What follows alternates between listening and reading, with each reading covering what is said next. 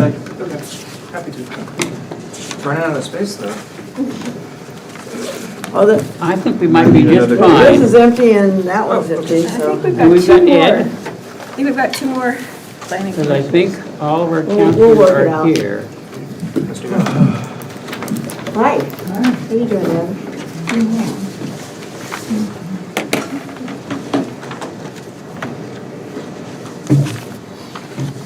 Somebody see Lisa?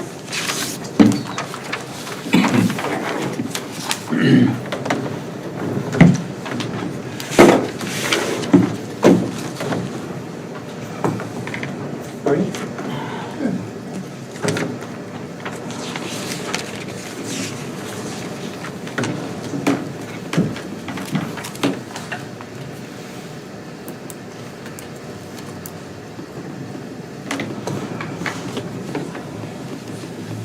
We're just coming out here, working out.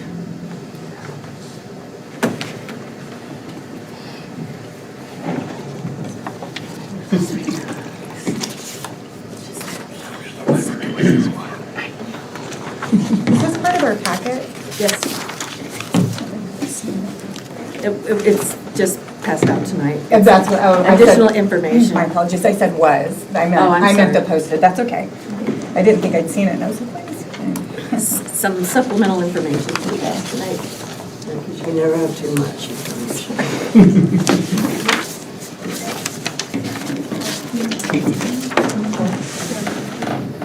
That's when Was you it just not invite the prepared alien. ahead to get on the online version? These are by people who are not on staff or Gotcha. other people doing presentations. Okay.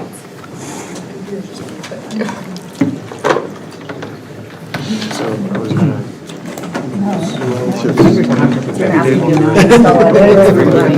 I wouldn't know. I wouldn't know.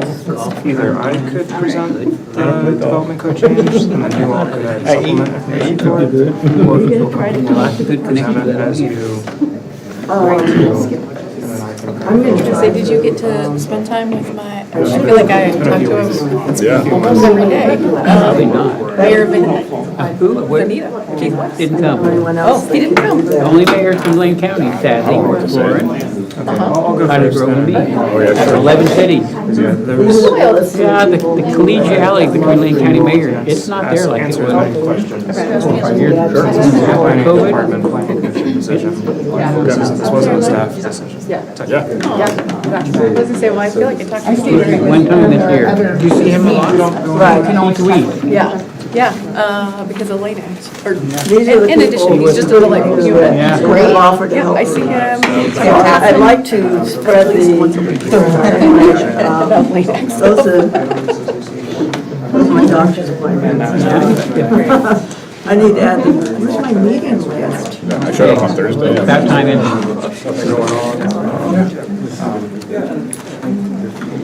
That's all the reading for the article on Monday. Oh, no, I haven't used it.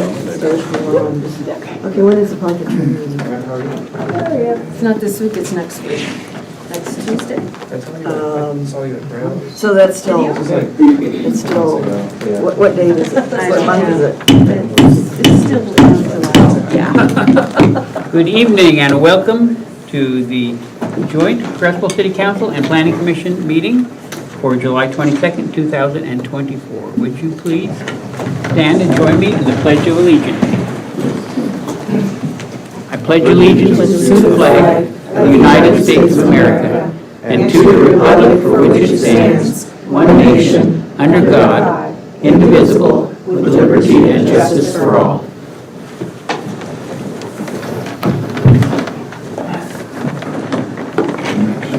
So I need to announce first that we are down one counselor. Counselor Nick Smith is not able to join us tonight. He had a work engagement, so his is an excused absence. And then we have a joint meeting tonight, the first joint meeting I think I've ever participated in. I'll get to that in a minute. Okay. So we're just going to go around and do introductions because otherwise, you know, we could assume we all know each other, but we might not. So introduction, and then tell us which you serve on, and how long, if you can remember. So I'm Dave Stram, Mayor, and this is now my 9th year. Alonso Costilla, Council President. This is my eighth year. No, sorry. 4, 5, 6? Sixth year? Yes. I'm Ellen Mole. I serve on the Planning Commission, and it's my 7th month. Yay. Seth Clark, I also serve on the Planning Commission. I think this is about my 9th year in that range. Stacy Holt, City Councilor. I'm working on year 2 right now. Ed Gunderson, I'm on the planning commission. I've been there for 12 years. Not quite sure. Norma Jean Osborne, my 2-year term, as I was appointed in December this year. Michelle Amber, City Manager. Curtis Thomas, planner, and August makes 3 years. 4 years, goes by quick. Clark Kent, City Councilor, also 7 months. Hello, Shelley Clark. I use she, her pronouns, and City Councilor for about 3.5 years. Okay. Very good. So, Norma Jean has something she needs to share with us. Go ahead, Norma Jean. Well, some of you know because the city manager and I shared it with the city council and the city employees, but July 4th I was diagnosed with cancer of the lower intestine, and I will be having surgery on August 22nd. I will attend whatever meetings I'm physically capable of doing in person. If I can't in person and I can virtually, I will do that, but I'm going to be missing some meetings just because of recovery time. My intention had been to run again this year, but you know how life goes. All right. And Norma is our Parks representative and is also on the Public Safety Committee. So Norma and I talked earlier today, and Norma said, I just want to kind of play that by ear. And you need to get some dates. Talk to Michelle about Parks, because Norma had a little glitch with her cell phone. She lost all of her calendar. So we need to make sure we have the Parks date to her. And also, who's the other member who's on the Public Safety Committee? Do you know the date of the next meeting? For the Public Safety Committee? We're done. Okay, you have the For the year? event in the park coming up. We do, August 6th, and we are ready for it. I can give a ad hoc report. Okay, very good. Norma, anything else? I should be able to come to the I don't know how much I'll be able to do, but I should be able to come to the August 6th. And your surgery is the 22nd of August? 22nd of August. So that's, I would just encourage all the counselors and other members of the public to keep Norma in your thoughts and your prayers as she goes into this. I'm lucky my daughter will be flying in just about a week ahead of time to take me to the hospital for the surgery and then spend some time afterwards taking care of me. So that part's taken care of. I was a little worried about that. You know. Good. It's working out. The little ducks are all getting in a row. Okay, thank you for sharing with us.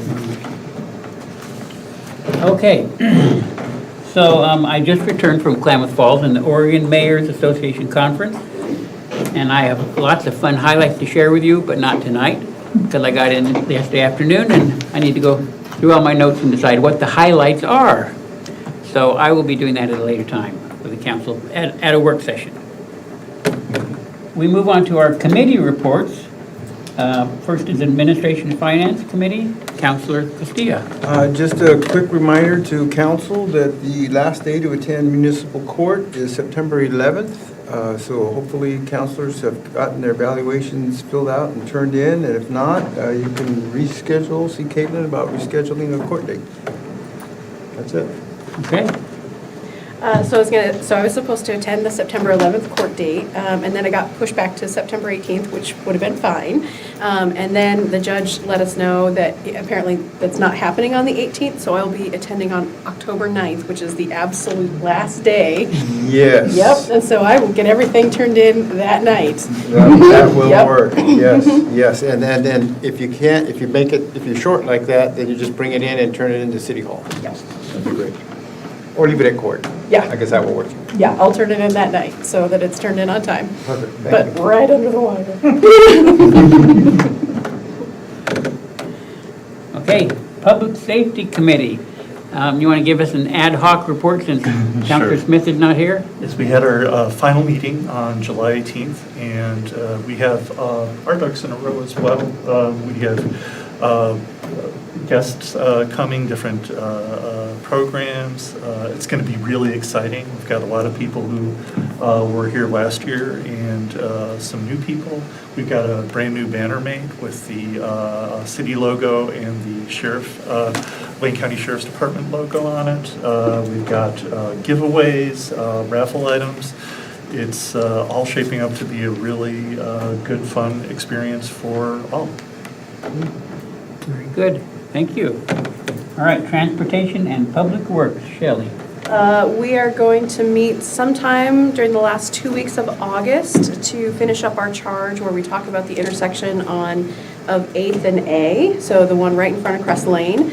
Part of our charge was to talk about whether or not to add that crosswalk potentially back into the inventory because it's right in front of the elementary school, and it was part of the recommendations from the Safe Routes to School report is to have that conversation. So we're going to meet.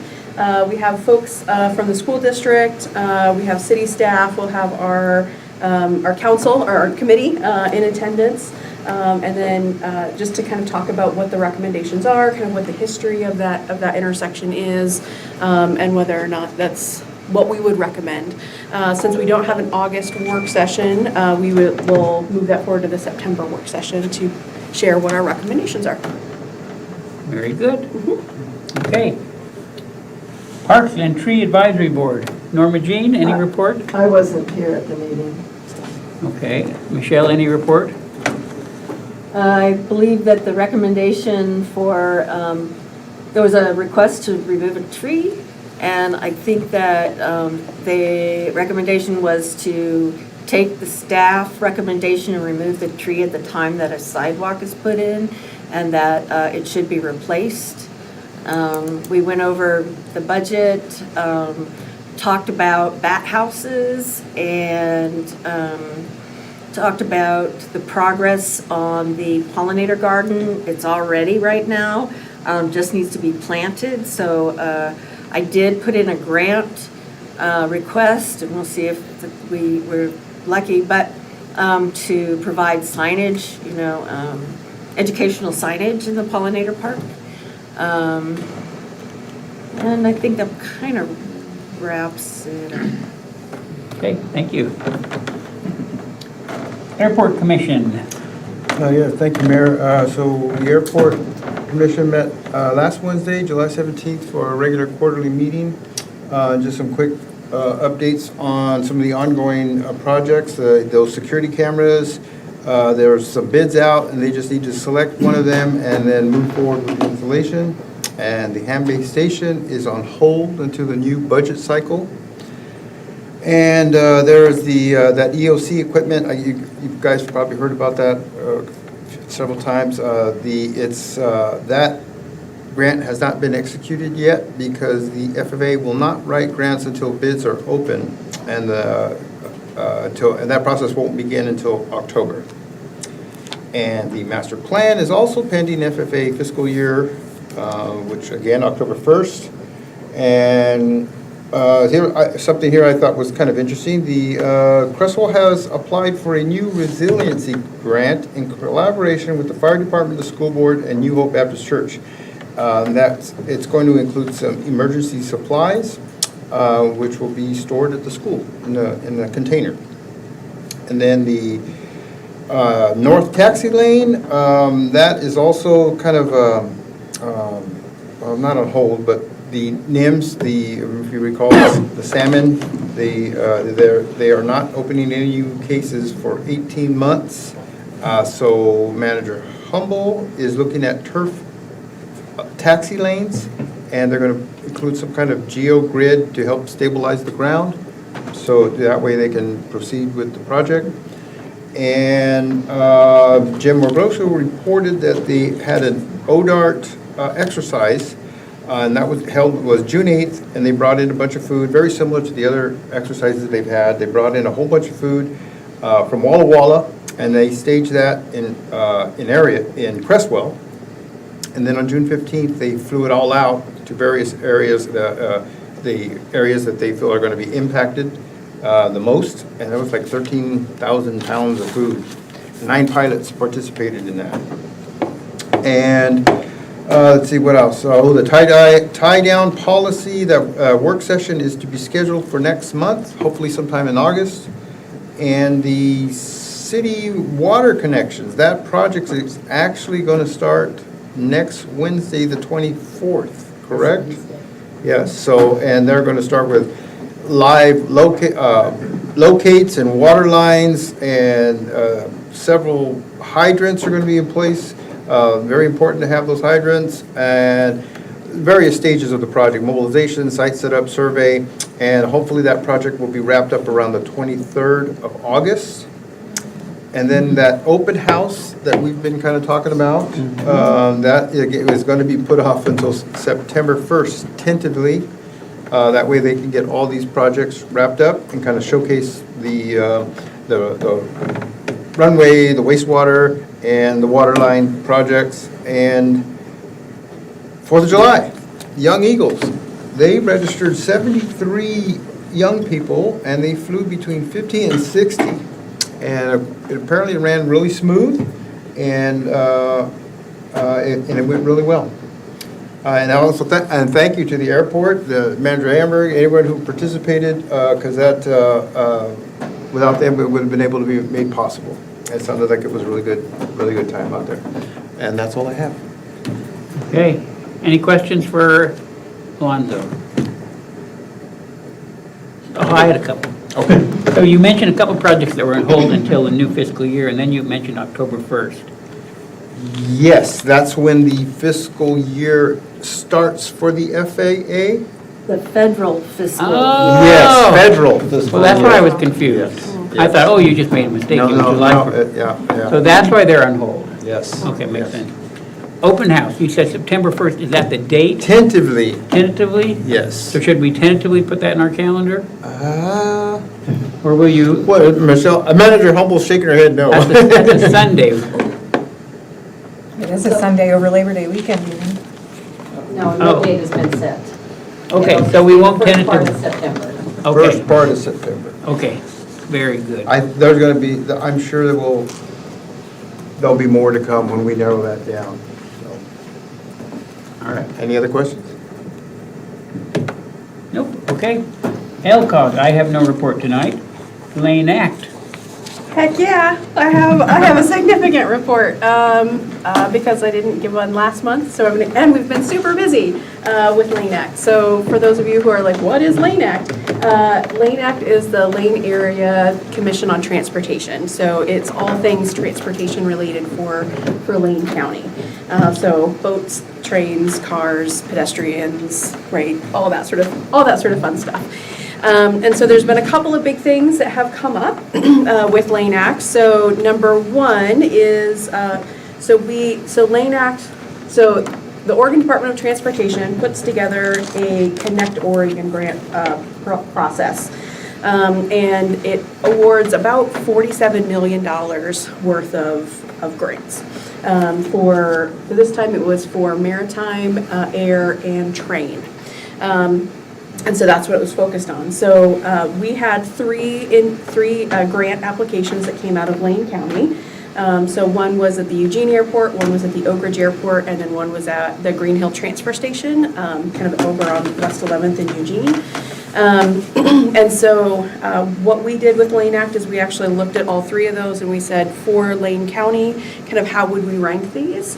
And then the mayor of Veneta, who is the co-chair of Lane Act, and I actually went and toured all 3 of the grant applications, so that when we went to meet with the Super Act, or what we call the Super Act, which is Area 2, we would be able to be the best champions possible for the grants in our area.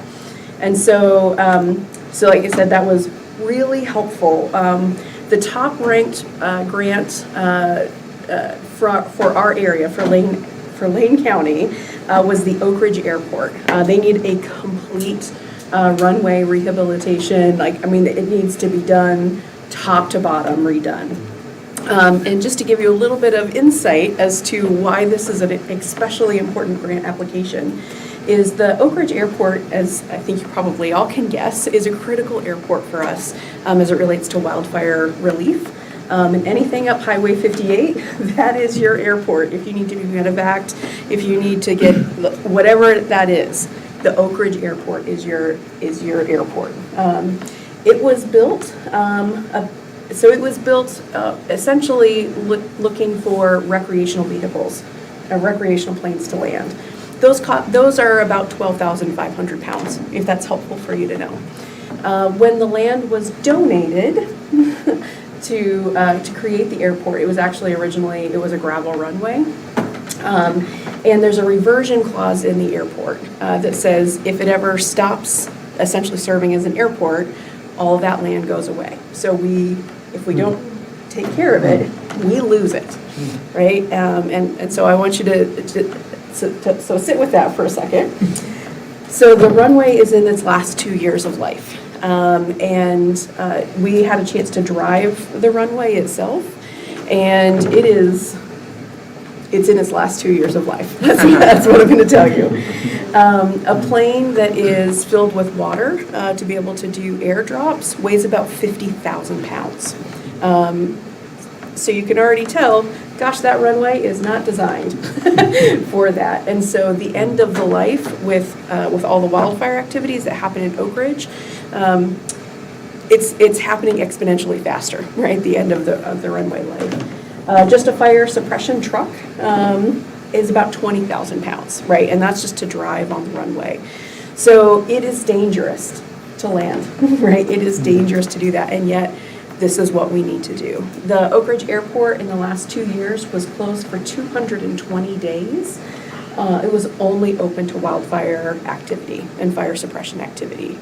And so when we talk about it being in its end of life and not being able to invest or rehab that runway, we are in a position that we use it, we invest in it, or we lose it, right? It will go out of the airport. And so those were some of the things we learned, right, as we were touring around. That was our top-ranked project. Our second-ranked project was the Green Hill Transfer Station, building in an additional railway line so that when things come in, essentially there's more space for them to be transferred, and then they go off to their next location. The Green Hill Transfer Station, again, if it's helpful to know, takes about 11,000 trucks off the road a year, which is not insignificant. And what we know is that the train, like a safe railway system, is actually a very safe way to travel and to transport items. And then again, 11,000 less trucks per year means a lot less carbon going into our atmosphere. So really worthy project as well. And then we also stopped by the Eugene Airport. And if you have been in the Eugene Airport, you know that it is full to the brim.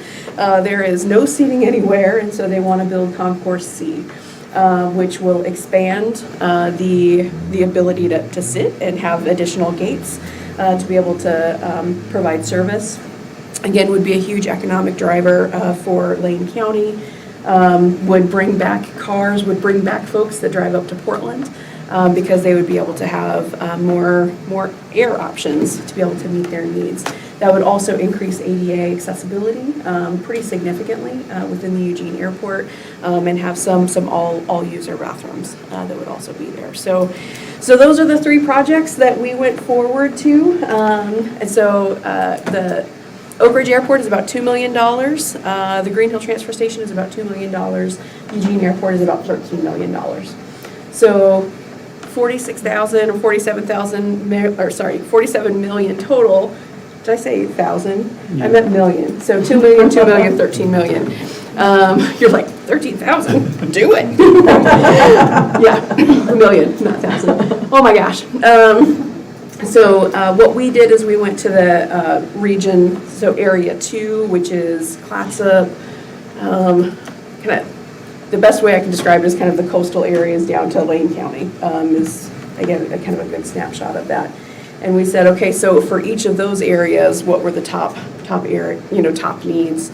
And so the Oak Ridge Airport, I gotta tell you, I think is right on the line of whether or not to be able to be considered as part of our grant proposal going forward. So I have been working pretty hard to advocate for Oak Ridge and for our rural communities where, again, this is what is needed. So I've done the best that I possibly can to advocate, and so we got an assurance so that the Oak Ridge Airport would not be forgotten, would not be overlooked when it goes to the state Connect grant application process. So spent some time with Commissioner Thompson on the phone. She's a county commissioner up in Clatsop County, who is our representative up there, essentially just making sure that she was ready to be the best champion possible for our Oak Ridge Airport. So we did that.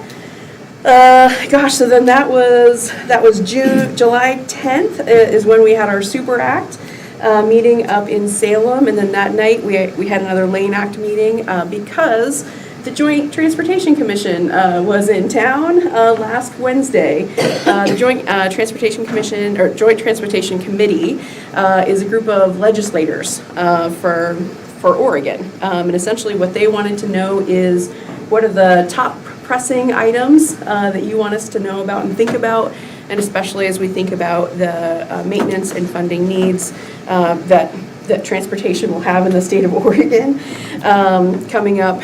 What do we need to be advocating for? What do we need to be thinking about? So Lane Act got together. We were able to talk through what were our talking points because it was a roundtable conversation, which means we don't get a lot of face time or a lot of speaking time, so we needed to be as specific and kind of punchy as we could.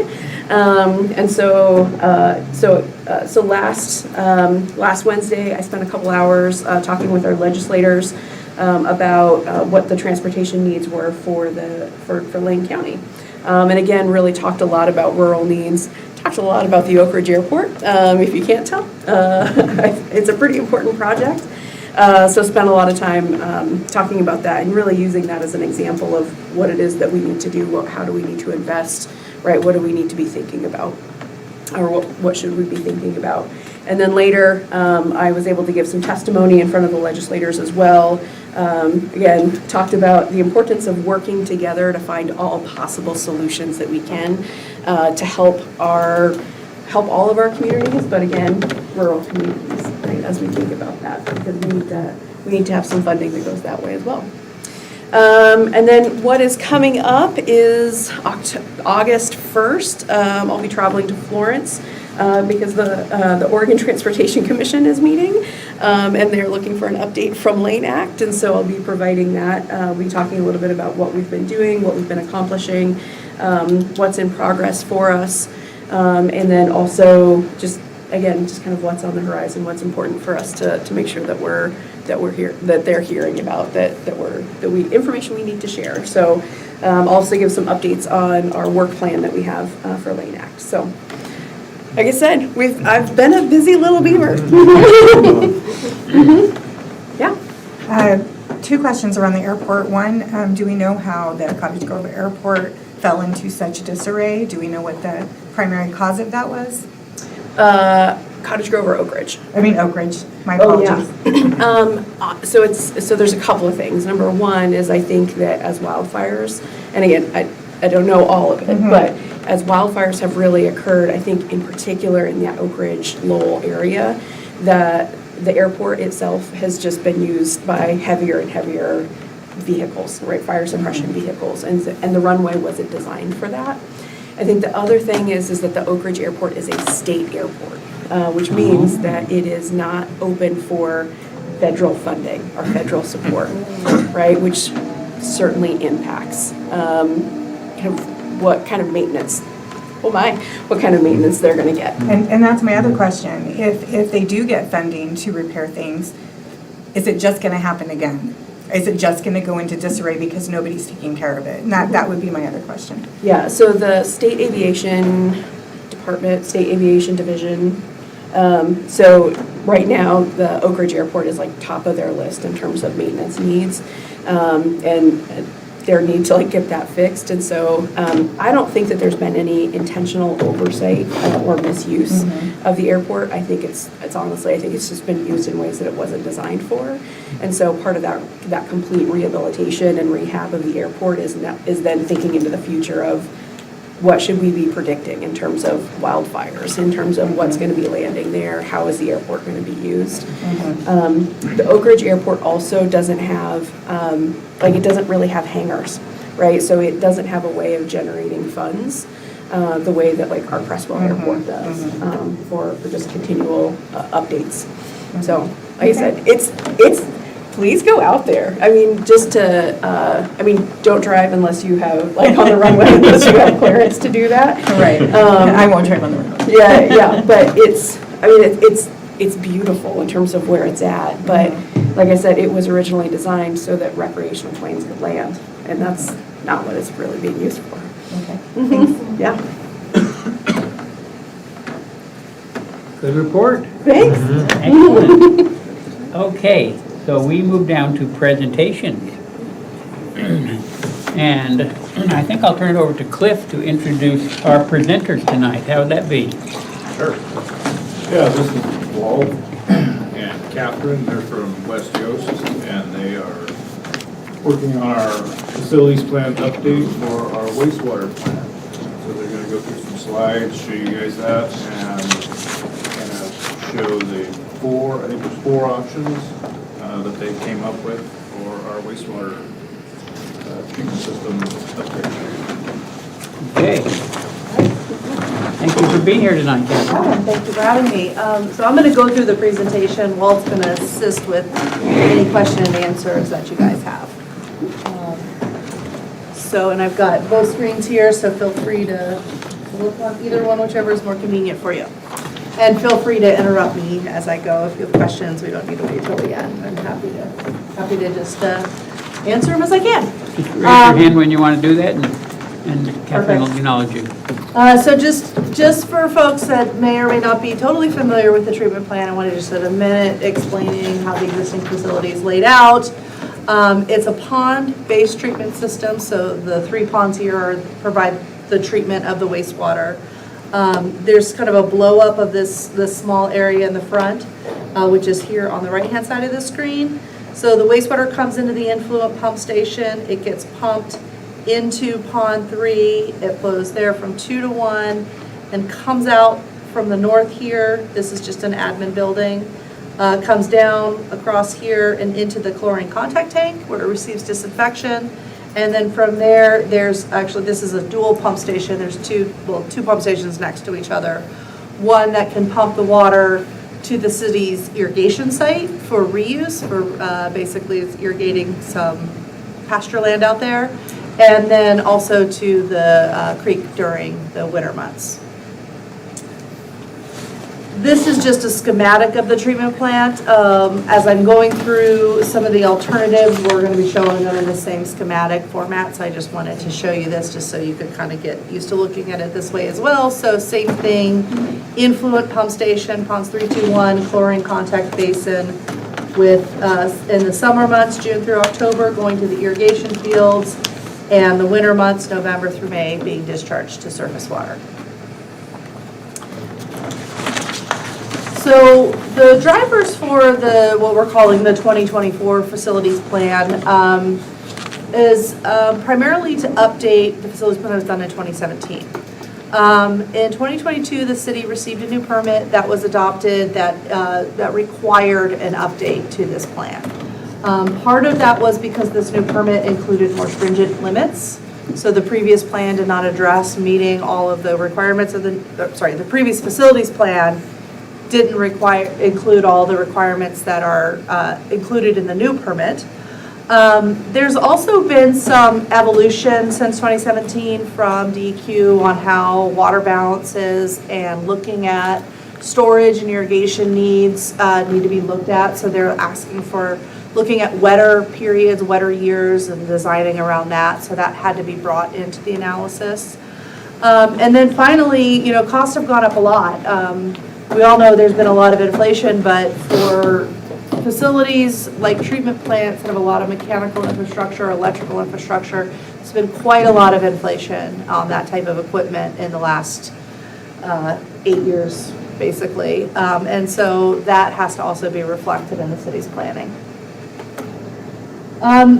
We thought it'd be a good idea, just as we're getting into some of these cost numbers, to give everyone a sense of the current cost of the existing treatment facilities. So the annual sewer fund, this includes collections and wastewater treatment, is about $1.6 million a year, and about half of that is covers personnel cost, and the other half is materials and outside services. So just to give you a sense of that as far as the overall city budget. So jumping in, as stated, we have 4 alternatives that we looked at. One is a regional alternative, which involves pumping the wastewater north through a new Goshen system and into the Springfield system. And then we have 3 different treatment alternatives that we've looked at as well. So the regional alternative, this is a schematic of what that would look like. We'd still have the influent pump station as we do now. And then the wastewater would basically get lifted from there to a new effluent pump station that would export the flow to the regional partners. We're also showing, though, maintaining Pond 3 as an equalization facility. And what that does for you guys is it allows you to kind of reduce the overall flow that's being exported. So this particular facility, the city's wastewater treatment plant, has a lot of inflow and infiltration, or what we call I&I. What that means is when it rains, there's a lot of water that gets into the collection system, a very significant amount. So during dry weather, you have pretty low flows into the treatment plant. You can have 10 to 20 times the amount of flow coming into the treatment plant in a big rain event. So to avoid having to pump all that flow and convey it at a very high flow rate, we can provide these equalization facilities. So basically any flow exceeding what the effluent pump station can handle can go into these ponds, sit there and be equalized, and then be pumped out later when the flows go back down after the rain event is over. So just to give, so here's the treatment plant on this picture. This black dashed line, that's the existing pipeline that goes from the treatment plant to the current irrigation site, which is located right where these 2 lines intersect. Then from there, the effluent would be picked up in this new red, mouse go, there we go, red pipeline, and tie into the new Goshen system. So this portion of the pipeline would be a dedicated city-only facility that would bring the flow from the irrigation site to a new system that's being planned or conceived of for the Goshen community. So there's no current collection or wastewater treatment plant in Goshen. What is being conceived by Lane County is a new system that would basically treat and convey all the wastewater from that area up into the Springfield system. So the city would basically be dovetailing onto that project so that you can also convey your water. So the pipelines here that go through the Goshen, the proposed Goshen system, basically the city would be partnering with Goshen to upsize those so they would have adequate capacity for the city's flows. And then from there, tying into the Springfield system. And then ultimately conveyed to the MWMC treatment plant. And where is that at? I was under the mistaken impression that at some point we tied in and then we went under I-5 over towards Short Mountain, and that's where it was going to be. There is a pump station at Short Mountain, but there were 2 reasons why we didn't go that route. One is because it would be going under the freeway and then back again, but also there is some discussions about Whether or not that collection system is actually going to extend all the way down to the landfill, it's kind of uncertain. So based on kind of multiple conversations, we thought it would be better to tie in directly to the Goshen system on this side of the freeway. Walt, do you want to comment else? That's the answer. So then where did it go once it ties into Goshen? It heads back up north? Yep, it keeps going north along this alignment here. And then right here where this arrow is, whereas would tie into the existing Springfield system. Okay. So I think I heard you say proposed, so is it correct to say that a regional alternative is just an idea and it really can't be implemented unless Goshen actually does it? That's a very good question. Right now, all the costs and everything that we have in the facilities plan is based on the presumption that Goshen would be constructing their facilities. There is a possibility, I suppose, that the city could construct this entire pipeline all on your own and not incorporate Goshen. We haven't looked at that added cost, but that would be something that could potentially be looked at. But as we talk through the presentation today, you'll see what some of the uncertainties are about this alternative and what the steps would have to be to really evaluate it. You want to, anything else on that, Walt? Yeah, at this time, it makes sense to partner with Lane County. Lane County wants Goshen sued. And so if they don't, then the cost for the regional alternative will go up significantly. Yeah. All right. So there's 4 key elements to the regional alternative in terms of a cost estimate. There's the facilities that have to be constructed by the city of Creswell at your treatment plant itself. So the influent pump station that's at the treatment plant is not sized for the future. So regardless of what alternative you go with, whether it's the regional or any other project, that has to be upsized. So that's part of this. The ponds themselves, the treatment ponds, they haven't been cleaned out in quite a long time. How long? Over 20 years. Over 20 years. And so a lot of solids accumulate in there. So as those are decommissioned, and really with all of the alternatives, again, we are including that maintenance cost, which can be significant to remove those solids and then take them for disposal. But then also converting the pond into an equalization facility that can be like filled and emptied and not cause a bunch of odor issues and things like that. You want to do that right? You don't want to have a pond that's just going to be like emptied out every year and then now you have a odor when it gets dry again. So we've laid out an approach for how to make that work more efficiently. The effluent pump station, we would reconfigure the existing effluent pump station, but you'd need to expand it and change out the pumps so that you have the capacity to get out to the all the way where you need to go. And then finally, that short connection, just this alignment from here to the Goshen system, as I said, that would be a city-only pipeline. So those would be city-dedicated facilities.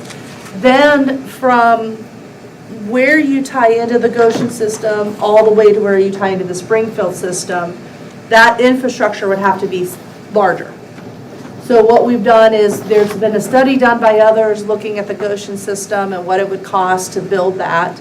And we took a look at that infrastructure that we'd be tying into and then what would the cost be to basically make it larger and then split that cost between the 2 agencies according to amount of flow and capacity you'd be using in that. And then finally, with both MWNC and City of Springfield, there'd be system development charges. So Springfield, again, because you're going through their system, would need to have capacity for your flow.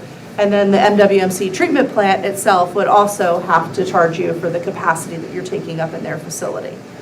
And so the good news for Creswell is that because Goshen had kind of already gone through this planning study, others had already kind of put some energy into identifying what these costs were, so we were able to utilize that information to get a good idea of what these costs will be. There's one other item that we're still working on, and that is the potential to upgrade the Springfield system. The reports that were done by others, were pretty light on details on this one item, but they suggested that the Springfield system may not have enough capacity for all of Goshen's flows. The part of it that we're going through, not all of it, but the part that we're going through may not have enough capacity for all of Goshen and all of Creswell's flow. But it's, again, it was not very clear in that report. We've been reaching out to the folks in Springfield, and effectively they're doing some planning work now. I'm not sure they really know, honestly. So that's going to have to be an item that's going to have to be continued to be discussed with Springfield to try to get a handle on. But it is something to just keep out there, that, again, that's an uncertainty with this project that we just have to keep in mind. Kathy, what is MWMC and who is this?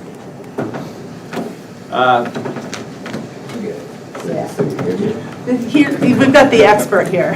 The city of Eugene and the city of Springfield and Lane County have joined a group called Metropolitan Wastewater Management Commission. It's a group that operates under a joint powers agreement between the entities, and they are responsible for major conveyance and treatment of all the wastewater from Lane County, the unincorporated areas, the city of Springfield, and the city of Eugene.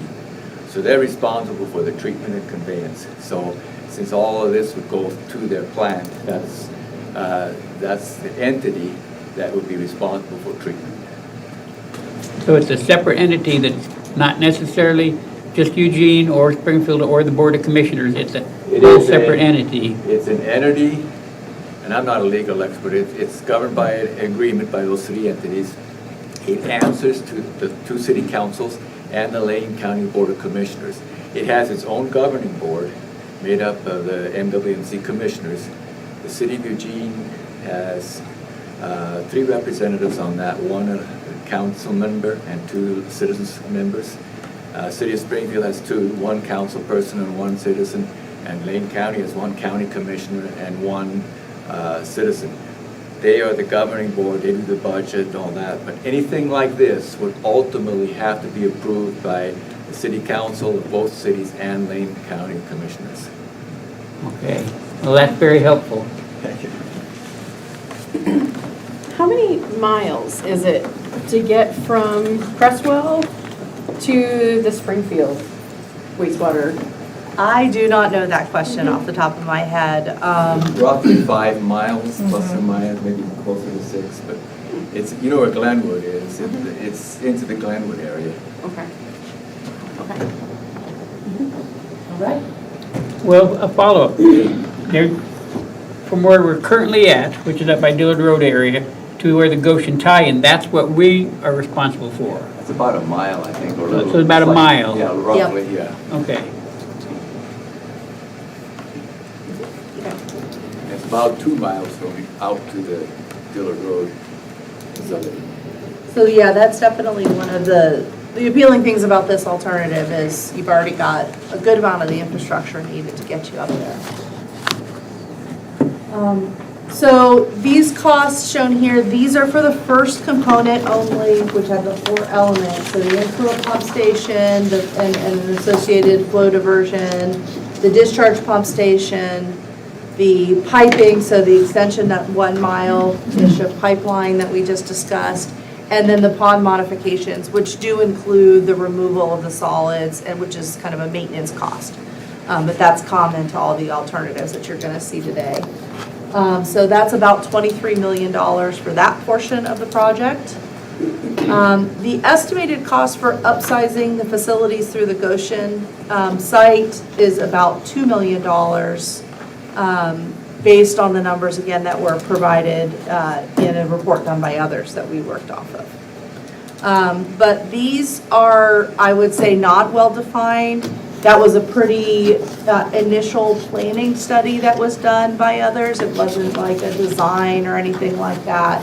And so as that project progresses, and as this project progresses as a regional alternative, these numbers in particular are going to become better defined. And ultimately the city and West Yost as part of this project will continue to work with Lane County to the extent we can to better define these costs, but this will definitely be an ongoing effort. And probably one of the more complex parts of understanding the cost of this alternative, since it is something that essentially is not even designed yet. In terms of the system development charges, the SDCs for short, the MWMC is a range of numbers, and that's basically because that will have to again be approved by the Board of Supervisors, and there's kind of two different possible methodologies. One that just kind of applies their regular connection fee rate, which is what they would have charged to, say, an individual homeowner or a new developer. You know, I'm going to have 50 new homes. This is what we would charge you. But it's possible for this much of an additional flow, they may say, no, you're going to buy into some of the treatment capacity that we have, which maybe would be a different number. So that'll have to be negotiated, which is why we're carrying it as a range. And then the Springfield SDCs are similarly kind of based on their methodologies, but will need to be confirmed with the City of Springfield. But we do feel pretty confident that this range is relatively representative of what you would expect for the tie-in cost. So adding, Can we go back to that? Yes. I'm not sure I'm fully following. When do these SDCs come into play, and do they come into play for both of those entities at the same time? They come into play when you connect to the system, or, like a builder, build a house and connect. Build a house, they have to pay a connection fee, right? And so what you're buying is the treatment plant or the infrastructure that was already constructed to accommodate your flow. So we have it split out between the two different entities, MWMC and Springfield. Basically because, again, it could end up being that, you're able to negotiate one tie-in that covers both entities. We just don't know that right now. Yeah. But we expect the combined number to be within this range. But this does not include, if we determine that, say, a Springfield pump station or something needs to be upsized to accommodate this flow, this number does not include that, and that's what we're working to define. But I will say that the conveyance through the Springfield system, it's not a huge amount, and so I don't expect if you did have to do that, it would add more than maybe a couple more $1 million. We're not talking about an extra 20 million. But maybe an extra 10 to 20%, something like that. So you would pay to both those entities? Oh, well, so what I was talking about was that the reports that we have indicate that the Springfield, part of their collection system through their facility, through their area, may not have enough capacity for your flow. And so if we have to, say, take an 18-inch pipe and make it a 24-inch pipe, that cost would potentially be borne at least partially by Creswell, maybe by Creswell and Goshen, again, all to be negotiated, but there may be an unknown cost there that we're trying to get more information from Springfield to understand. So what I'm saying is that there might be another 10% on here in costs that isn't being accounted for. I guess what I'm confused about is why is an SDC being paid to the MWMC? Oh, because the City of Springfield owns and maintains their own collection system that's separate from the MWMC treatment facility. Okay, thank you. Yeah. Okay. So, Catherine, you've been referring to Goshen. I'm a little confused because Goshen's not a municipality. So, That's good. This is a Walt question. We're saying Goshen, but it's really Lane County. okay, Yeah. Lane County's driving that to us. Yes. okay. So we're looking for this alternative as a $37 to $40 million project, which is quite expensive. But as you'll see, as I go through the rest of my slides, it's actually a pretty affordable approach. In terms of annual operating and maintenance costs, from basically from the city's perspective, the annual cost you're going to have the pump stations, you're going to need to maintain those. There's energy costs associated there, but the vast majority of the cost is going to be the rates, the ongoing rates that your citizens pay to MWMC to be a part of their system. And so those are reflected here. So about $500,000 a year, which you'll see when we get to some of the treatment alternatives is actually a fairly reasonable cost. So one of the big advantages of a regional project is that rate base. So you have a big treatment plant and those costs get distributed across a larger rate base. So the amount that you're paying per gallon of wastewater being conveyed and treated is significantly lower than if you guys were in it on your own. So this $500,000 a year, you'll see I've got some numbers coming up that are much higher than that for having your own treatment plant. And this is, the other thing to note about the regional is that some of those current costs could go down with this option because you would be eliminating infrastructure at the treatment plant. How much of that is really we're not getting into that level of detail, but it is kind of one of the benefits of this is that maybe some of the existing costs could be offset with this. Whereas all the other alternatives are adding to what you're already paying. So when we consider the 25-year life cycle of this, so basically taking that $500,000 and then looking at inflation over a 25-year and then bringing that back down to today's dollars, that becomes an $11 million cost. So it's about a $50 million overall. And the reason we look at life cycle costs, you'll see we do this for each alternative, is because some alternatives might have a higher operating cost than others. So you've got to kind of look at both the capital and the operating costs so you can kind of compare them to each other and pick an alternative that's going to have the lowest overall value for you guys. And so I think we've already said most of these benefits, but I'll repeat them again. So, well, I guess I didn't say the first one. So the first benefit is that, discharging to a regional facility basically gets you out of the wastewater business. So this whole issue with having to do a facilities plan and upgrade the plant and deal with new, more stringent limits, that goes away at Young. You're part of a regional system. We have a larger rate base, a much stronger political power to deal with these changing regulations. It's no longer just you guys trying to deal with it on your own.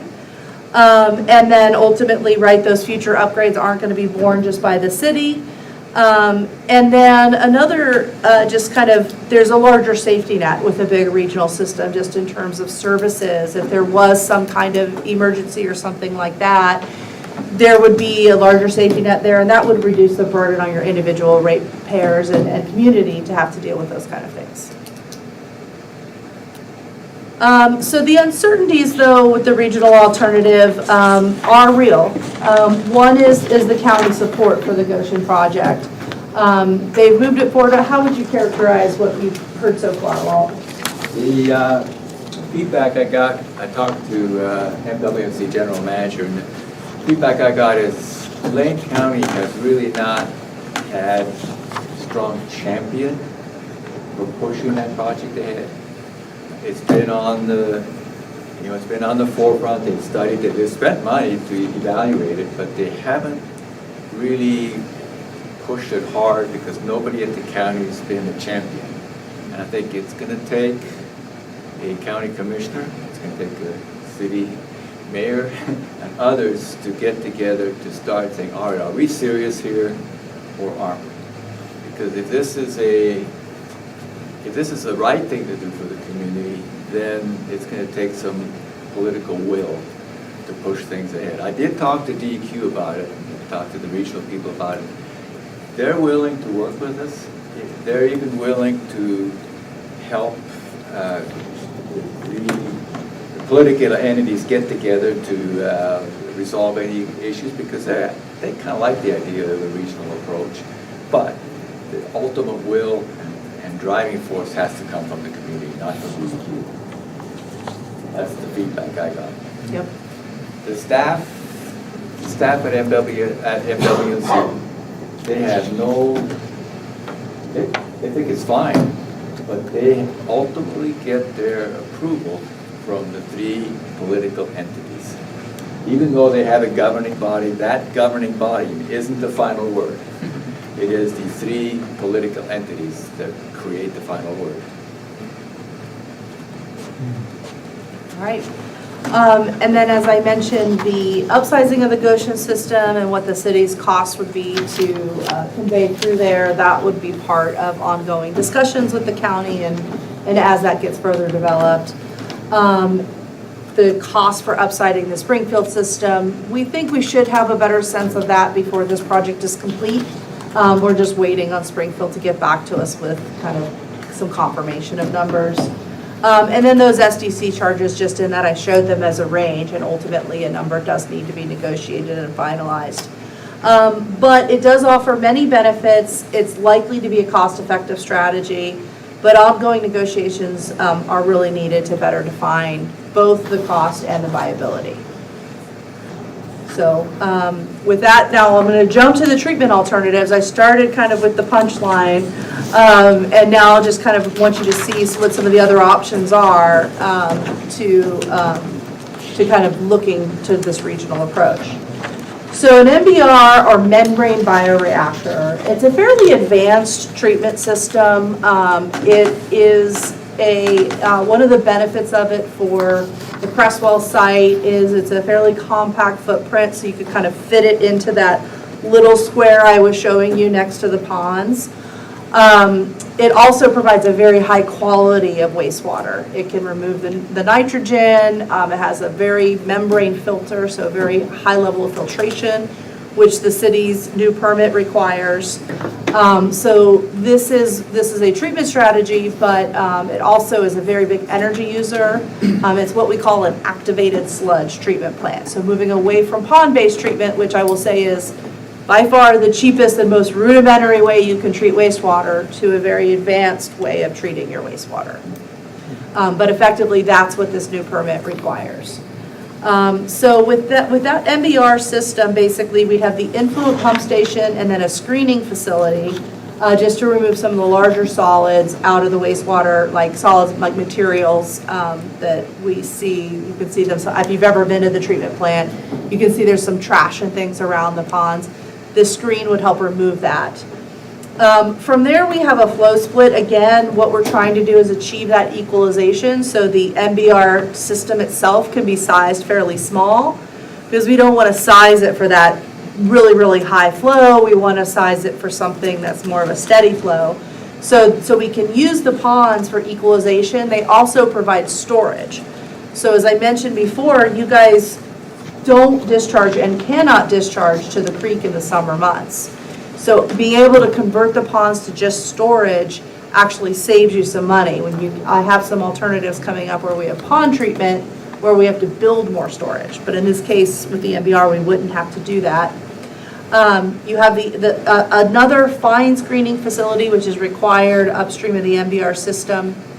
The membrane or MBR system, because it's an activated sludge plant, is producing what we call biosolids on a daily basis. So you would have to have a solids handling process. So right now, we talked about the ponds and the solids go in there, and you haven't cleaned those out in 20 years. Well, with an MBR system, and then what's happening in there, though, they're not just piling up, they're degrading. Like, they're being digested as they're sitting in that pond over time. But eventually, they pile up to where you got to get rid of them, right? And they're called biosolids at that point. With the MBR system, you're producing that on a regular daily basis, and you have to have a dedicated facility to manage that. So it's a more complex solids handling system.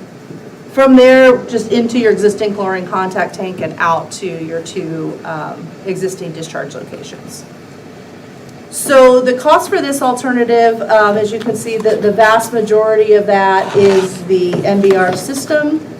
We also have the pond modifications, which include removing of the solids.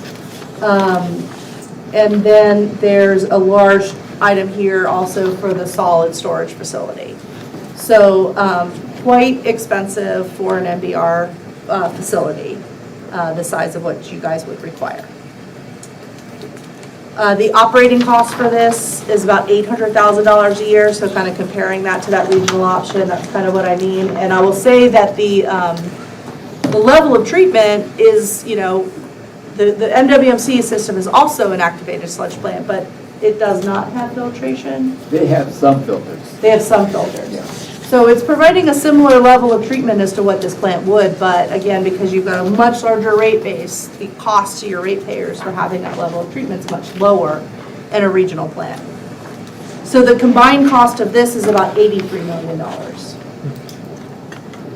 So we have 2 pond treatment options, and the good news is these options will get less expensive, although none of them, I'll just throw the punchline out there, is not cheaper than the regional option. So schematic, so pond alternative A, as we're calling it, this basically relies on a pond treatment. So we're continuing to use the ponds for treatment. In order to meet the limits that you guys have, though, we would have to add aeration to the ponds. So that's also going to help with the odors and some of the issues you guys have had with that, with the ponds that you have now. It'll eliminate some of the turnover issues, but it'll also provide a higher quality of wastewater leaving the ponds. We have a new pond shown in here, however, and that is basically needed with any pond treatment option, because you can't discharge to the field, you can't discharge to the river from, May to October, June to October. And sometimes, as you guys know, it's still pretty wet in June, or sometimes you can get a good bit of rain in October. And if that happens, you can't land apply the water because you can't put anything out there if the ground is soggy and moist. Like the permit requires that you only put water out there when it's dry. So there are periods where effectively you can put almost no water and you have to store it. And right now, as of today, even the city runs into some problems in those what we call shoulder months, the kind of between the 2 periods where you're really not supposed to put it on land and you can't discharge the surface water. So this new pond provides that added storage that would be needed, which again, we don't need under the MBR option because we're using the treatment ponds for that purpose. And then we have what's called a SAGR. This is one type of system, and what that does is it removes nitrogen or ammonia from the wastewater, which is required under the permit. And then we have a membrane filter process. And so the limits in the permit require very high level of removal of like all the solids material from the wastewater. So the membrane filters provide that high level of filtration. So this alternative was trying to look at achieving similar water quality as the MBR plant in terms of the filtration step, but by using a pond treatment concept. It ended up being significantly more expensive. Part of that had to do with like where we put the facilities and how large they were on the city's site. But this alternative has a much lower operating cost. And overall is a similar life cycle cost as the first alternative. Because that alternative ended up being pretty expensive, we wanted to see if we could come up with a different pond treatment concept that was a little lower cost. So we found a nitrox ammonia removal process. So very similar, where we have the ponds and a new pond, but now we have a much smaller footprint nitrox system, and we're using what are called cloth disc filters, which are a lower cost filtration technology. But what we are doing to try to like mitigate the fact that it's not quite as high quality as the membrane filter is we would load these filters at a much lower rate. So we're kind of building a lot of these cloth disc filters, but they're pretty cheap, very cheap compared to the membrane filters. So this alternative is about $62 million, which is the lowest cost from a capital standpoint of all the treatment alternatives. Very low operating cost on this alternative because, again, without the membrane filters, we have a lot lower operating cost. And all said and done, about $68 million on this alternative, though. So comparing all of these side by side, this is just the capital cost. This is without the operating. We have the pond treatment alternative B and the MBR alternative, which are fairly competitive with each other cost-wise. Treatment alternative A being much higher. And then, of course, the regional alternative being approximately $20 million cheaper. So that's kind of what we were saying is like, even with some of those uncertainties, we don't think it's $20 million in uncertainties that, is going to make the regional alternative be, $60+ million. From a life cycle standpoint, again, it's still a $20 million difference. And in fact, when you consider the MBR option now, with those very high operating costs, this pond treatment option B wins out as being, the most cost-effective treatment approach. So, just, because I'm sure these numbers are staggering for you guys to think about. A couple just thoughts on that we were asked to share. One is that, thinking about these costs and the impact to the current ratepayers, the city has its own system development charges. So developers, right, as new development comes in, there are connection fees, and some of the costs will be borne by those connection fees. Not everything will come out of just rates. Also need to consider that some of the current loans, or most of the current loans, are almost paid off, so that debt service goes away. There's more money effectively available to now, offset a new loan to pay for these new improvements. And then, of course, you may be able to, with the regional option, capitalize on some of the reduced operating and maintenance costs. So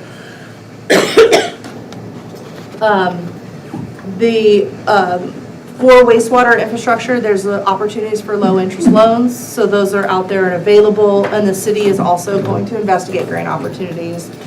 Ultimately, once a final alternative, the next step in our facilities plan will touch on this, but we'll need to develop a financing plan that considers all these things that I just kind of bulleted here, and adopt a new rate structure that allows for one of these projects to move forward. So, because, as we pointed out several times now over the course of this presentation, the regional alternative has many benefits. It has a lower upfront construction cost, it has lower life cycle cost.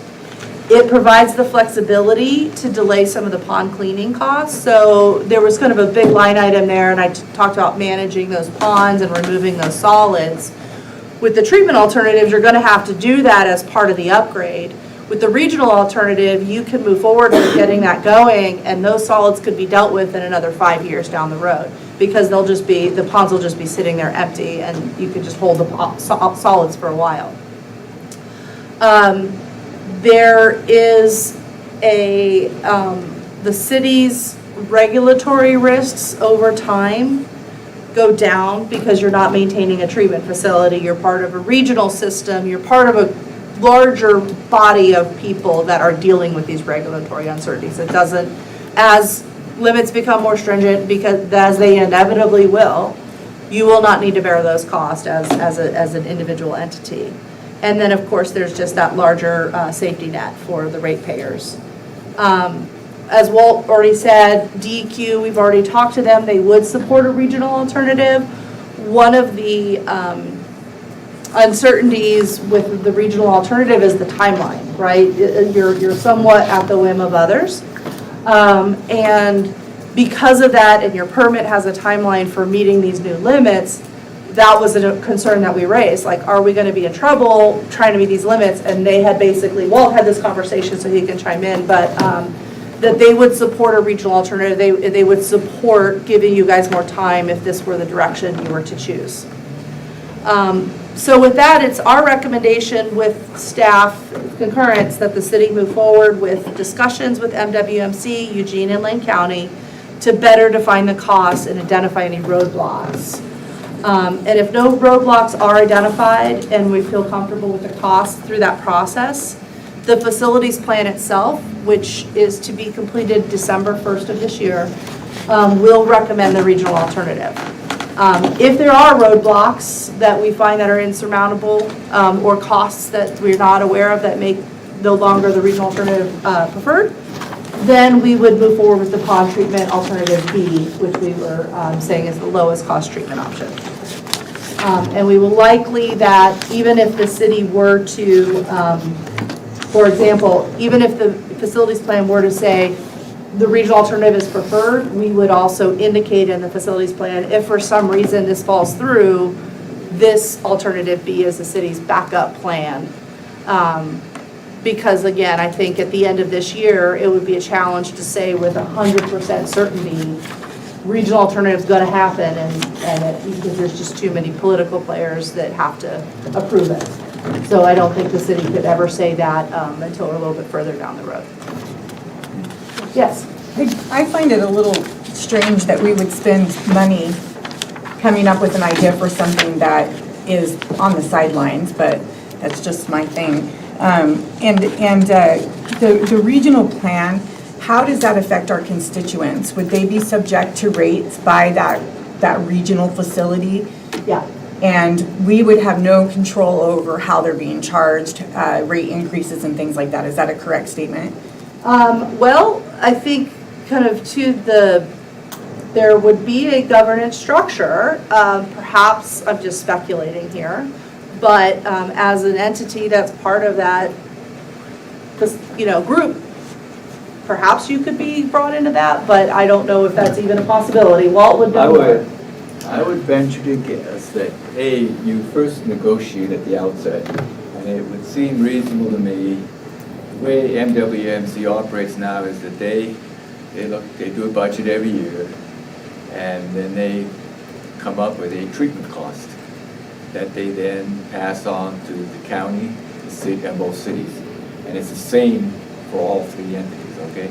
It would seem to me reasonable that Creswell would pay the treatment cost, the same O&M for treatment that everybody in the district pays.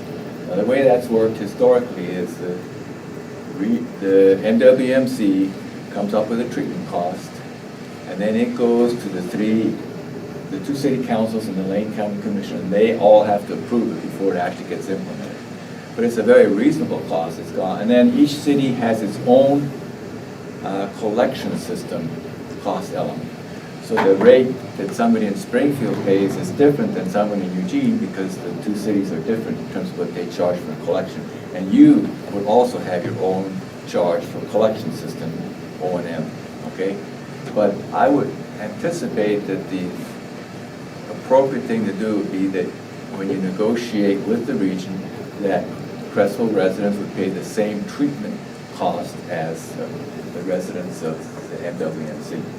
I'm curious to know, do you know what that treatment cost looks like right now? Yeah, so that's this number. So this $519,000 on here includes that treatment cost. Do you know what that looks like on a bill? It's $2.89 per 1,000 gallons discharged, and so per month. Typical resident it's between 4,000 and 5,000 gallons a month in Eugene, Springfield. So let's say it's 5,000 times 2, how much, 260? 290. 290. That seems low. Less than $15. Yeah, that doesn't It's more seem like right. 26 if my memory serves me right. It's in the 20s. And how much is our current rate for wastewater? 30. Base rate? Jim's gone. But in any event, their treatment cost has been very reasonable. It's one of the lower ones in the I think it's state. around $39. Yeah, I thought it was in the 30s. Yeah, now, but to be clear, the city would still have its own collection system, and there's power costs and everything, so there'd be 24 plus. On top of what we're charging. Right, but and what you're charging now, could some of that be deferred? That was sort of what we were saying, that, well, maybe you wouldn't need as many, well, you wouldn't have as many facilities, you wouldn't have as many annual operating costs associated with the treatment plant any longer. So some of that could be deferred. All that has to be figured out, but. Michelle, do you know what our annual costs are currently? Just rough ballpark? For the annual cost for just doing wastewater treatment Not facility? off the top of my head, I'd have to look at the Okay. budget. Yeah, I think the thing to keep in mind here is, right, so the regional option is $519,000 above what you're currently paying. Yes, that's Right. That's what concerns per me. year. Yes. But the other options are that plus more. I understand. Yeah. So all of these will raise your rates Substantially. significantly. Where the regional option, so that's what this life cycle comparison tells you, because it considers both the capital and the operating cost, is telling us that the increase in rates will be substantially lower with the regional alternative than it will be with any of the other options. I think they started off saying it's 1.6 million. Oh, is that right? I'm right. Yeah, the current the overall. current annual sewer fund is approximately 1.6 million. But is that what we're spending? Yeah, half of it covers personnel costs and the other half covers materials, yeah. Okay. So those might get tweaked a little. We probably won't need to have a plant operator like we do now, so maybe we could eliminate that position, and maybe we would not have to do the chemical side of things. It just depends on what they're willing to accept from us. Yeah, so. I think it'd be noteworthy that, right now, this is not decision time. It's update where we're at. Very important that the final cost of any alternative be established. And so for the time being, we can carry forward a recommendation, for example, to pursue regional, fully understanding if it blows up, then you have another alternative on the table. So it's right now, here's where we're at today. There's some more information to be established, and I think to help solidify the regional, then some of the people from the region need to get together and really have a serious conversation. Because it's going to, for this to move ahead in a manner that's going to be workable for the city of Creswell, there has to be a champion pushing it through the process. We have a meeting set up on August 1st of all of the players.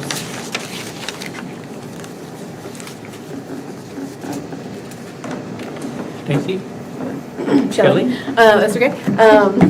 So I guess just a process question, if we were to move forward with the kind of the collaboration of a lot of players for our wastewater treatment, what would that do in terms of, because we need to review our water rates every year, we need to establish water sewer rates each year and make a recommendation on tough at the same time. Would we have the ability, would we need to like change our, because it's in our charter, right?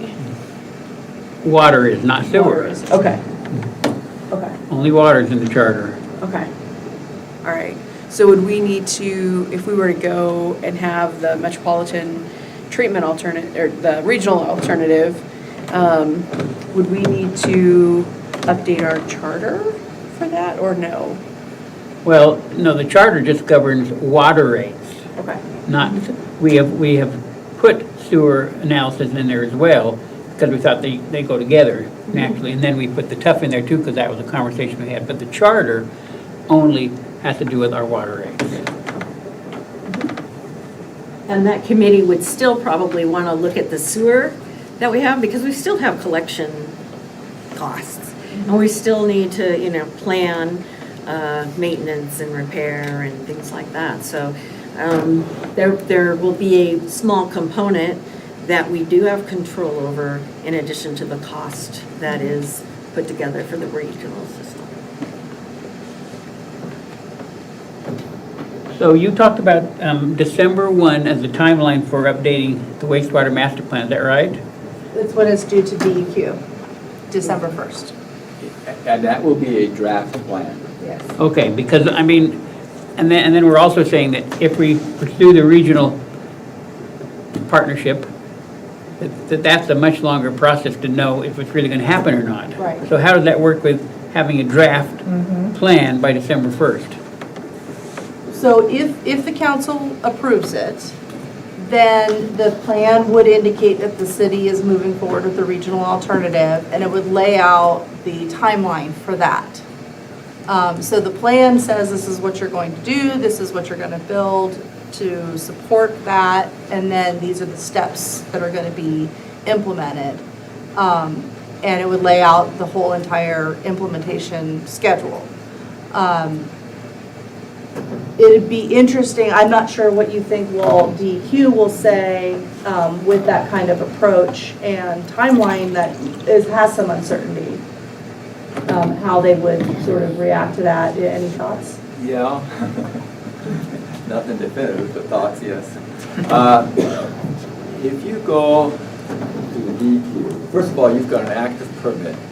So since you do have an active permit, DEQ can in fact issue a change in the schedule, so they have some flexibility there, A. But if you demonstrate to them that there is a serious community will to make this regional approach work, and that would mean that both that the county, MWMC, and the cities are on board, then I think they will work with us, including possibly extending the schedule to allow for implementation with interim steps defined that have, for example, for this, right now, the land use that's necessary, the land use approval is necessary to make this work is not in place. This requires application to the state for change in the comp plan or whatever. I'm not a land use person, but there has to be a land use change that has to take place for this to be able to work, because it's outside, you are not inside the metropolitan area, and so there has to be a change to make that happen. That's true for Goshen. Now, the county has started the process for Goshen, but when they started that process, they did not include Creswell in it. So there has to be action taking place. So as we go to the DEQ, the county has to be on board to try to help us get that change in the comp plan. Otherwise, DEQ is not going to be interested. So there has to be intermediate steps that take care of these roadblocks that are in there for this to move ahead. I would be optimistic that the DEQ people we've talked to have said, we want to work with Creswell. So I would be optimistic on that front. And we have a meeting coming up August 1st. Is Mary involved in that? Yeah, Mary. And she said, I'll help you negotiate, and whatever we can do, we'll work with you. Yeah, she's voiced that to me as well. She said, we know we're long-term. And I also talked to Renee, and she also stated that, we'll work with you, but we got to know what's going on. Yeah. So I just want to share a thought. I just came home last night from Klamath Falls, the Oregon Mayors Association conference, and one of the afternoon options was a tour of the new Klamath Falls wastewater facility. So I went. It was quite interesting. And I got to talk with the, they have like 14 or 17 operators, so they have a very large facility. But I spent a little bit of time talking to the person who's in charge of the whole operation. And I told him what we were facing, and that one of our options was this regional thing. And the comment he made to me was, he said, that is by far the best way you could go if you could hook up with the region, because if you build your own facility, and this is what you said on one of these pages, he said, you're guaranteed that the regulations are going to change and change and change, and you're going to be paying one permit fee after another for as long as you own that facility. And if you could hook up with the Metropolitan, he said, you take that dynamic out of it. You don't have to worry about all those permits and all those changes in regulation. So that was an interesting comment he made. And as you were talking earlier, it reminded me that about 10 years ago, we did a policing study. We contracted with Portland State University to do a policing study, and they talked about alternatives for Creswell. One was starting our own city-owned police force. One was creating a public service district like Lane County or the fire district. One was contracting with Lane County. And they came back and they said, the most expensive is owning and operating your own. The most cost-effective is partnering with Lane County to utilize their services and have a contract with them, because all the overhead is maintained by them. We pay into the service and we pay into that overhead, but they manage the whole policing, and we have our 5 deputies. And as you were talking, I thought that sounds very similar to what we're doing with police services, rather than owning and operating our own, which comes out to be the most expensive option here. Yep. So.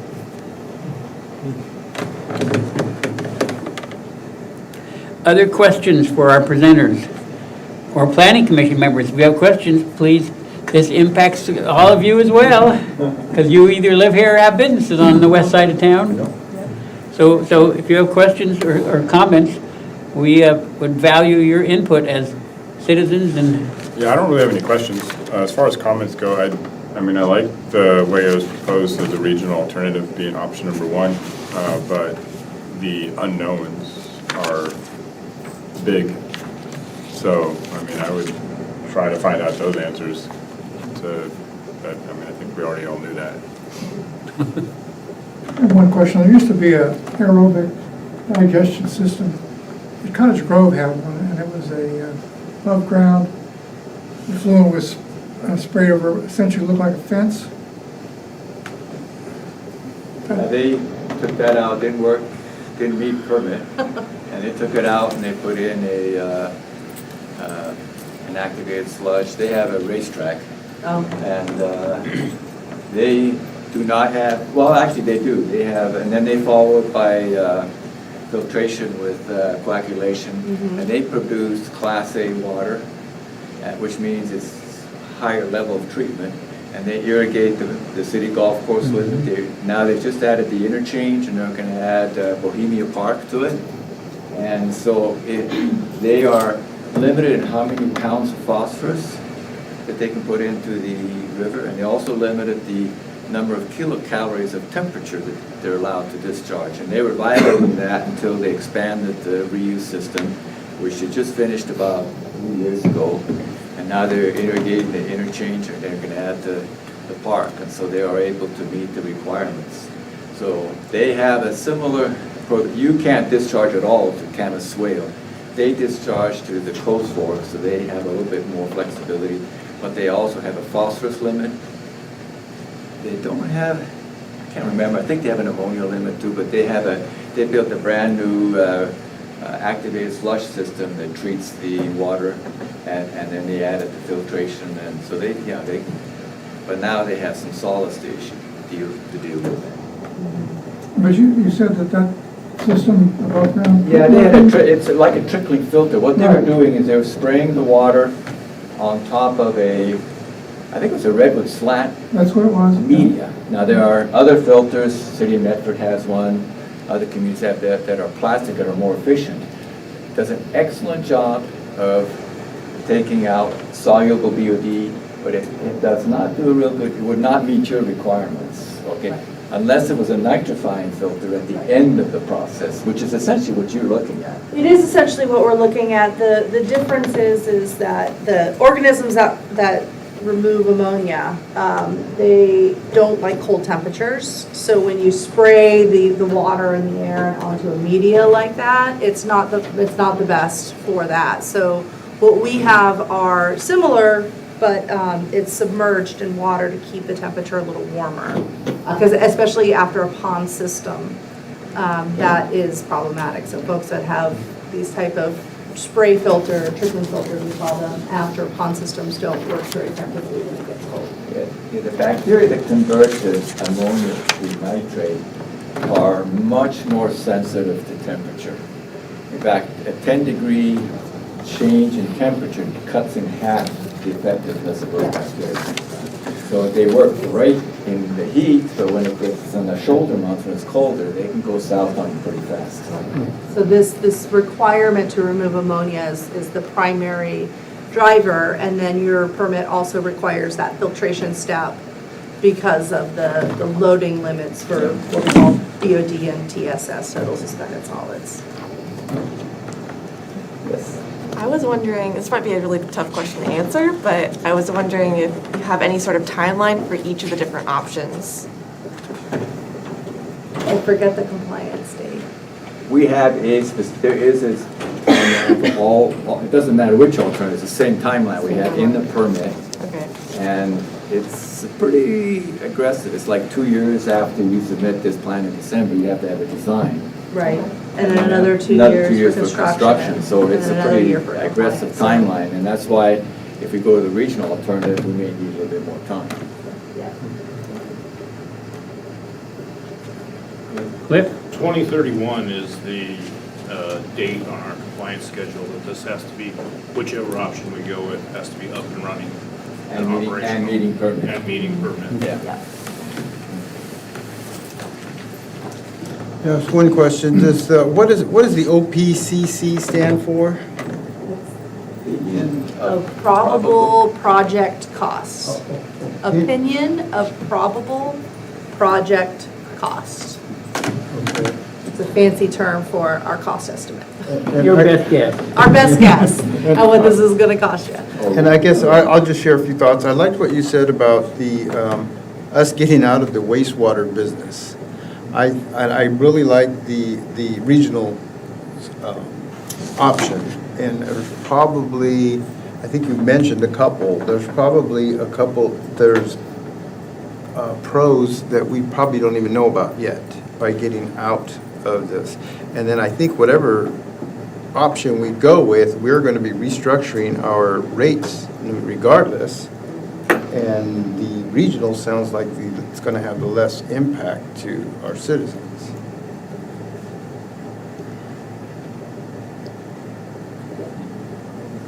But it's just, there's a lot of unknowns. There's a lot of unknowns. Whether that is going to be able to even be possible. Yeah, and I think that was kind of the main impetus for having this meeting now, was so that you guys were aware, because these conversations need to move forward. And I think there was a hope that the council would support moving forward with the conversations so that we could try to better understand these unknowns before the plan is done. So, Michelle, what's the next step at this point that the council needs to take? Well, I think you all need to digest the information. Here's a good word, digest. And, we'll have that meeting on August 1st, and we'll get a good read in the room. We're going to have over 20 people in attendance.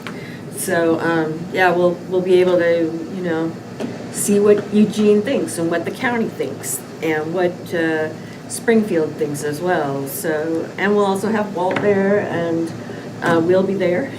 And so I think that's the next step. And DEQ will be there. So I think we need to see how that turns out and hear what kind of concerns they have, whether or not they're concerns that we can meet. And I think as a city council, you need to talk about the concerns and, make a decision about what direction we're going to go. Because there is a very big difference in the price. So, I think. Well, we're going to have that conversation August 1st. And if you're available to participate, Michelle and I will be on that. We're not set to have a work session in August. So the soonest we would really have another discussion about this is the end of September. Are we getting too late? Do we need to schedule a special meeting just for one topic? No, I think we'll know a lot more after August 1st. So, the thing that happens is by November, we have to, say, yeah, we have to give the blessing to the draft if we're going to move forward on it. And that's, you can say yes or no to the draft pretty much today after this explanation. So you would like us to give, as a council, a yes or no in terms of moving forward? So you say we'll know after today, yes or no? No, after the 1st. After the 1st. You'll know what the concerns are. Okay. And you'll have to decide if we can overcome those concerns and have a discussion about it. But ultimately, we have to hand a document to DEQ December 1st. So we will need to have something in hand at the November City Council meeting to give the stamp of approval to. So should we put this back on the work session for September? I think we need to wait till August and see how the August meeting goes. Okay. And then determine timeline for council. Maybe so simple that we don't have to have another meeting, or maybe very complicated and we may want to schedule every single meeting we can get. Okay. Okay, so after we have that August meeting, we should talk about next steps and getting something to the council. Stacy? I would also be interested in seeing more on how this directly impacts our rates or how it might impact our rates. I don't anticipate anybody ever lowering rates for anyone. That's my pessimistic me. And it really hurts my heart to think that we're already almost paying $40 a month and might indeed go up to $70 a month. So I'd like to see how each one of those alternatives would impact our future rates. A lot of it's going to depend on the cost of the money we get to do the project. So, if we can get grants, that's going to be, obviously a lower rate than if we have to take out a loan. If we can get a state loan for the full amount, that would be terrific, but I have a hunch we're going to have gap. And so, it's very difficult to give you a solid answer on that.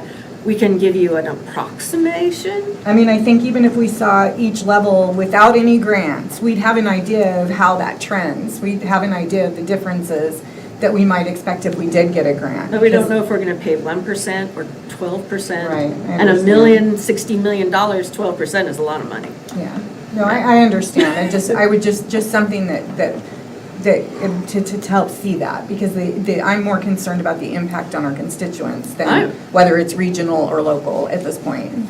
So, I like the idea of a regional plan. I'm concerned that we're spending all this money working up a plan that we don't even know if we can get to. So all of this matters to me. Well, actually, there are 4 alternatives in one plan. Yeah. So, each one of those is for your consideration.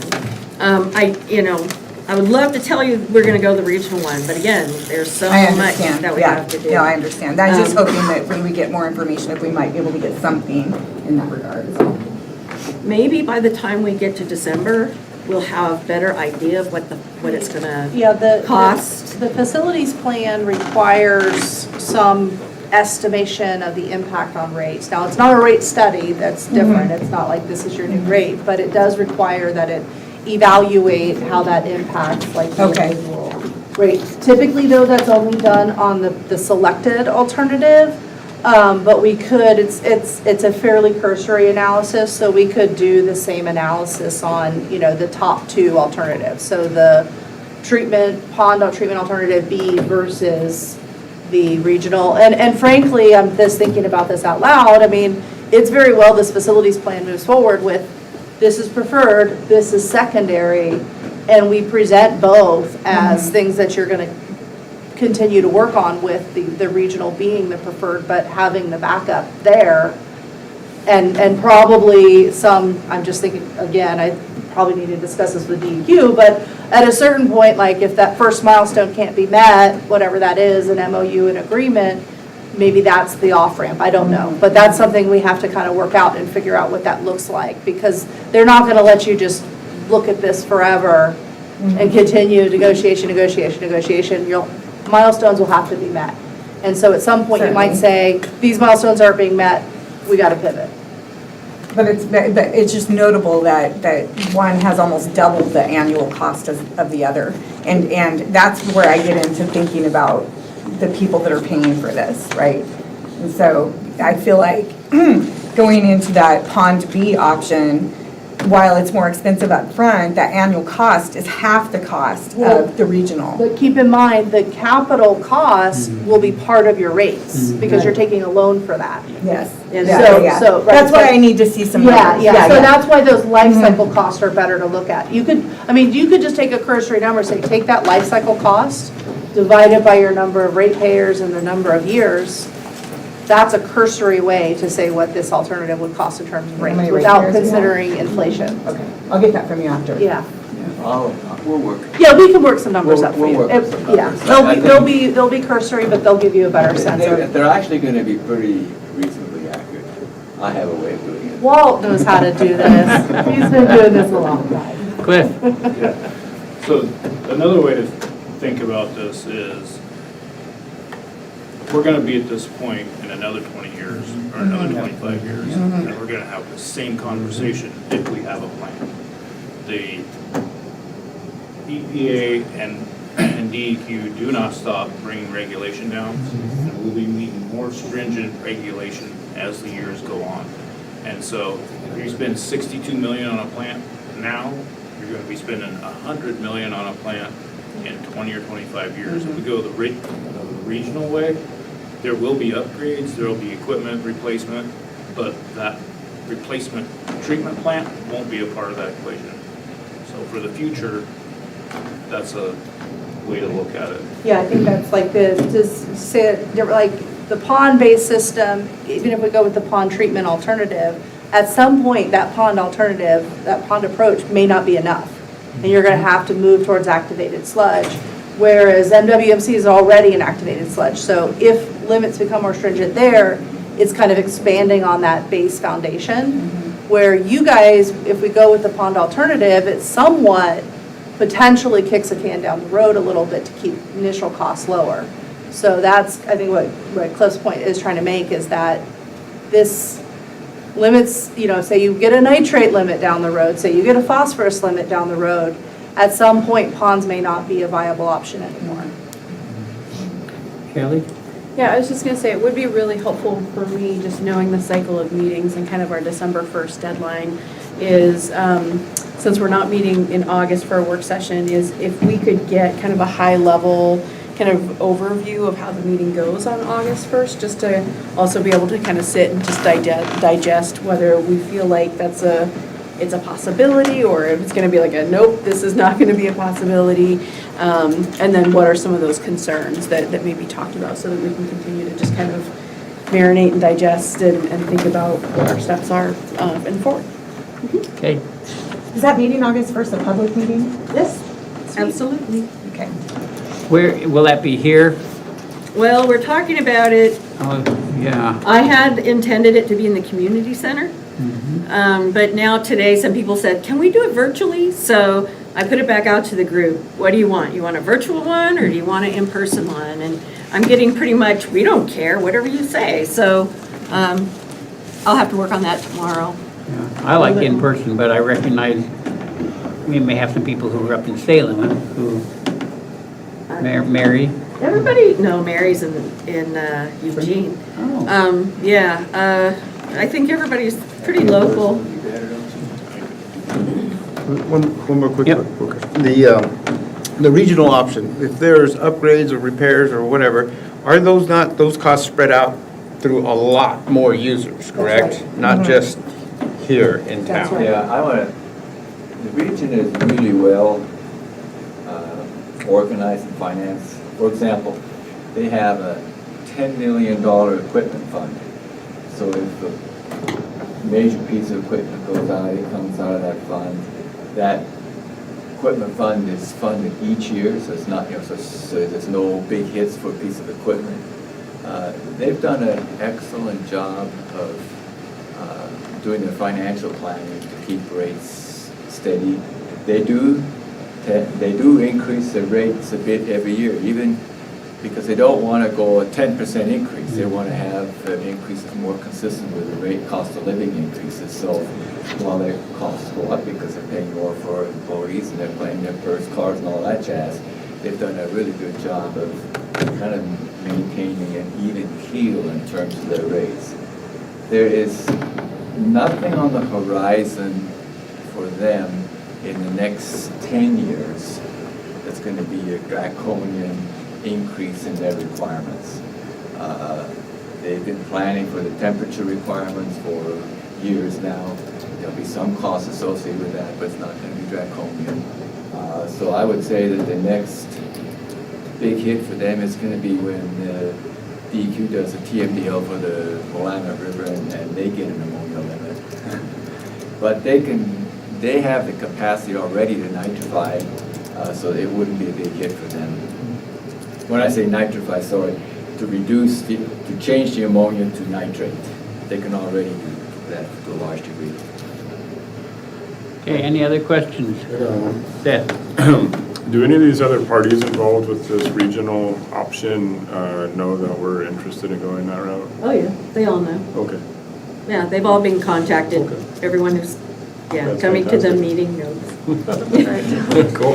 And I think that conversation has been in the works for several years, because I know earlier when we talked about the new facility that the county decided to build, which was, we went and had that meeting many, many months ago, and they knew that this was already something they'd been considering, and we were trying to advocate and saying that should be a much higher priority than building this new facility out there, but we didn't win out. When when we first heard that we were going to be having an impact on our permit, I think it was Jim and Cliff and I all went to the regional meeting and, said, and I remember Pat Farr was there, and he knew, and he was very, he's on their board, and he was very supportive of the regional idea. The only thing is that, I got to caution because their history is such that Coburg wanted to join them and they turned them down. So I'm not quite sure why. I can't get a good feel for that. But it would have been even easier for Coburg to connect to them than it is for us. And being denied created a very expensive system in Coburg that doesn't work. I mean, it works, but it's not a system I would want for Creswell. So there is some reason to be concerned, but then again, there's reason to be hopeful because when we went, they were generally nodding their heads.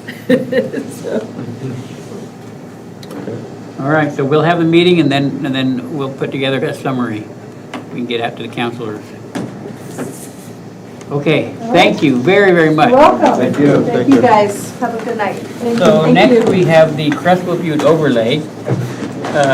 Do we want to take a brief break or are y'all still good to go? Okay, we'll take a brief recess and then we'll come back and tackle the Butte overlay. Do you know what you were in for tonight? I didn't know it was going to be this long. But I had a feeling I was prepared because I came to one session and I sat in the audience for like 3.5 hours once. Yeah. It was a long one last year. If we didn't have this, it wouldn't, this would take a big chunk of time. This was good to be a part of This is though. interesting. Yeah, it's really interesting. It impacts our businesses and building. Cool, it affects money. Yeah. Can't do what you're planning. Well, this is why we have the moratorium. Right. Yeah. Part of the reason why we have the Very moratorium. hard. So, Yeah, it's really interesting. yep. Good to see you. I see you too. You're next. I see your pictures of your wife on Facebook all the time. Oh, hey, thanks. Yay. She's much more camera friendly than I am. Yeah, you're both kind of cute together. Oh, thank you. I can tell you it was more. So that's something to look at now. Thank you. Yeah, so I'm going to be referencing the staff report and there's a before and after, and then there's this small little Yeah. Yeah. So they'll know that we literally walked all of this. Okay, great. Okay. Nice to meet you. Yeah, I've been talking with Aaron. Springfield is national night out as well. I think that's fine. A lovely entrance. With, I was wondering if you might be on. I've heard a lot about it. Yeah, he said he Good things, I promise. makes it really difficult to build multi-family. But yeah, no, I've already been talking to Aaron about what we want coverage to look like, and we're sort of still figuring it out, but Every year. Well, I've been in touch with the chief. What is the reason for us having When I presented it last month or 2 months ago, which was like, I'm presenting my idea. You know how to get it. Yeah, you know how I am. Well, we've got this March, maybe before that. So yeah. It felt like there was like a disconnect between the city council and planning commission and Hopefully it'll help having us here and then we can chime in. yeah, so like kind of trust them. Okay, sounds good. of course, I mean, this is like, it's important. your health takes The precedent. economic Priority. opportunities analysis, that's, I knew there were things going on, and then when I went to the emergency room on July 4th, that's when I started on the step campus. It was like a scary thing. It was like spinning my head around trying to figure out all the stuff that needs to be done. You got it. This doesn't happen to other people, in case you're wondering. I mean, we all feel that way. That's something that somebody else has to deal with. Not really you. Yeah. But, you'll get through it. You're a tough cookie. just before I found about mine, my best friend from high school, she has liver, lung, and bone cancer. Oh, She's wow. doing. Wow, all three at the same time? Yeah. Wow. And she's just started chemotherapy. She was diagnosed with Ebola. And she has a positive attitude. Her testing is going better. I think if my friend can go through And it doesn't that have to, the and ratio have a goes down. positive attitude, I certainly should be able to go through what I'm going through. Keep a positive attitude. Absolutely. It's cool that you have someone you can relate to. Right, and party when I get all quiet, but then you know what? I've got a lot of support from people. You deserve that. Figure out how to talk to people. It's generic, but it's time limit. That's all that matters. What I have no is talent. Yeah, benefit, Tyler, same thing. Okay, here we go. I didn't think I was gonna That's the extra strength stuff. oh, then maybe just. All right, let's all come back together so we can jump on to the next I item. noticed I'm having trouble. You need to go home. I'm gonna try to stay till the end. Okay, Caitlin, is it turned on still? All right, we are reconvening our meeting to item 6A, which is the Creswell Butte overlay. And I'm going to turn it over to our planner, Curtis. Thank you, Metro. So tonight we have a development code update that myself and the Planning Commission worked on to present tonight. And we looked at the Creswell Butte overlay zone. And if we have a development code update, it has to be consistent with the comprehensive plan, unless we wish to also change the comprehensive plan, which we're not doing tonight. And so the comprehensive plan goal says that we must preserve the views of the butte, protect its natural beauty, and in the development code, in order to protect the butte, it limits the height of buildings to be 18 feet tall, and it also prohibits manufactured home parks. And for informational purposes, I think the minimum lot size for a manufactured home park is 1 acre. And so, as we were thinking about this rule to protect the butte, we kind of determined that the higher up in elevation you are, the more that building can impact the view, and the lower the building is, the less it impacts the view of the butte. And so we looked at, so in the staff report, on page, there's a page that's not numbered that has the contour lines as well as the zone. Or that's actually the proposed zone. The page before has the current protected zone. And so we thought it made just some logical sense to compare the contour line with the current boundaries. And we did a site visit, a subgroup of the Planning Commission did a site visit, and we walked the butte, and we kind of found that the 580 contour line seemed to be when the butte started, and this is like an unofficial boundary, but that was when it seemed like the slope was such that if it was a 2-story building, I guess it would be in your way. And you can see that, so there's kind of 2 things we were looking at. On the west side of the butte, you can see we removed the properties around Caleb Ray Street and Butte Road. There's a wetland on that property, and if you develop on a wetland, it's basically required that you have as small a building footprint as possible. And a wetland is also, it's where water collects. It's the lowest part of the land. And so you can kind of make a theory that if it's a wetland, it's not on the butte, it's not going to block anyone's view because it's the lowest point in a localized area. And because in a wetland you have to build a really small building footprint, the height limitation can make it more challenging for a project to pencil out. And then on the east side of this zone, so along Highway 99, it's labeled as North Pacific Highway on this map, there are $3.6 million worth of infrastructure improvements. And again, when you have... Infrastructure needed? Needed. Needed. Public infrastructure improvements. Needed. Okay.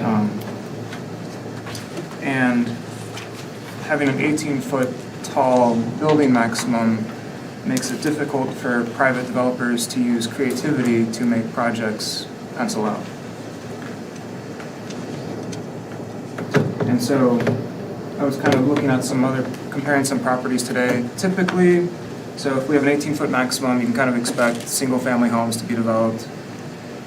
In a typical subdivision, we have 4.3 units an acre. And in my quick comparison was like Holbrook Apartments. On 1 acre, they have 20 units, so we're comparing 20 units to 4 point something. And I actually looked at the property taxes between the two. They're not that far off. But where the differences are big is now we have 20 users paying into water, sewer, tough fees, compared to 4.5 users. And so you can also kind of do the math with system development charges. We're looking at about $80,000 for 4 homes compared to probably triple that for an apartment complex. So by removing the height limitation on these properties, we're not guaranteeing that anything specifically will be built, but we're trying to do kind of get out of our way, or get out of private development's way, and just try to encourage creativity so that these projects can pencil out. And one of the down the line implications is that we're on the cusp of a growth boundary amendment, and DLCD will say, why should we allow you to expand your growth boundary when you can't serve the parcels that are within your growth boundary? And this is one way to say, well, we're trying to be creative here. We're trying to create an avenue for success. And there's about half an acre on the west side of the map, and I want to say 8 acres along 99 that are considered developable. And so have to go back to the comp plan. So can we remove these parcels from the protection overlay, and are we still protecting the view of the butte? Well, all these parcels are kind of on the edge, so we felt that it was consistent with the comp plan. And then I walked the site with Mayor Stram, and on this presentation there's a proposed alternative, or an amended findings. And so this changes the boundary to go from the Kings Row road alignment to all the way to 2nd Street. And our thought was that if you're, there's some homes that kind of back up along behind the church, and if you're playing at the splash pad, you can still have a nice view of the butte. You don't have a 2 to 3 story building kind of blocking your way.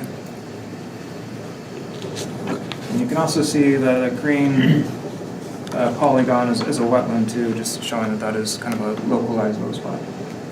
This is right off of Front Street, green? Correct. Okay. So when we walked it, Curtis and I live close to that South 2nd Street Park, which is quite popular now, and lots of young families. And I just pictured in my mind if I was there playing with my grandchildren now, and I looked towards the butte, and there's 3 lots right on South 2nd Street behind the Church of Christ, and it's in the red. You can see there's actually 3 lots there that could be turned into, more if you were to build apartments. But I thought I'd be in the park and I'd look towards the butte and I'd see what? I'd see apartments. So that was where I said, maybe we can get that into it. So if you're going to put houses in there along South 2nd Street where there's already houses in that area, you can have houses, but you still have a park that preserves the view, because that's one of the goals that's in here, is trying to preserve the view. So that was why I suggested, that would be an alternative, because part of our conversation last time we talked about this was we still do want to be able to preserve the view, but also recognize that we have property that we need to be able to offer for development as we're looking at the next 20 years of Creswell. So, back to you, Kurt.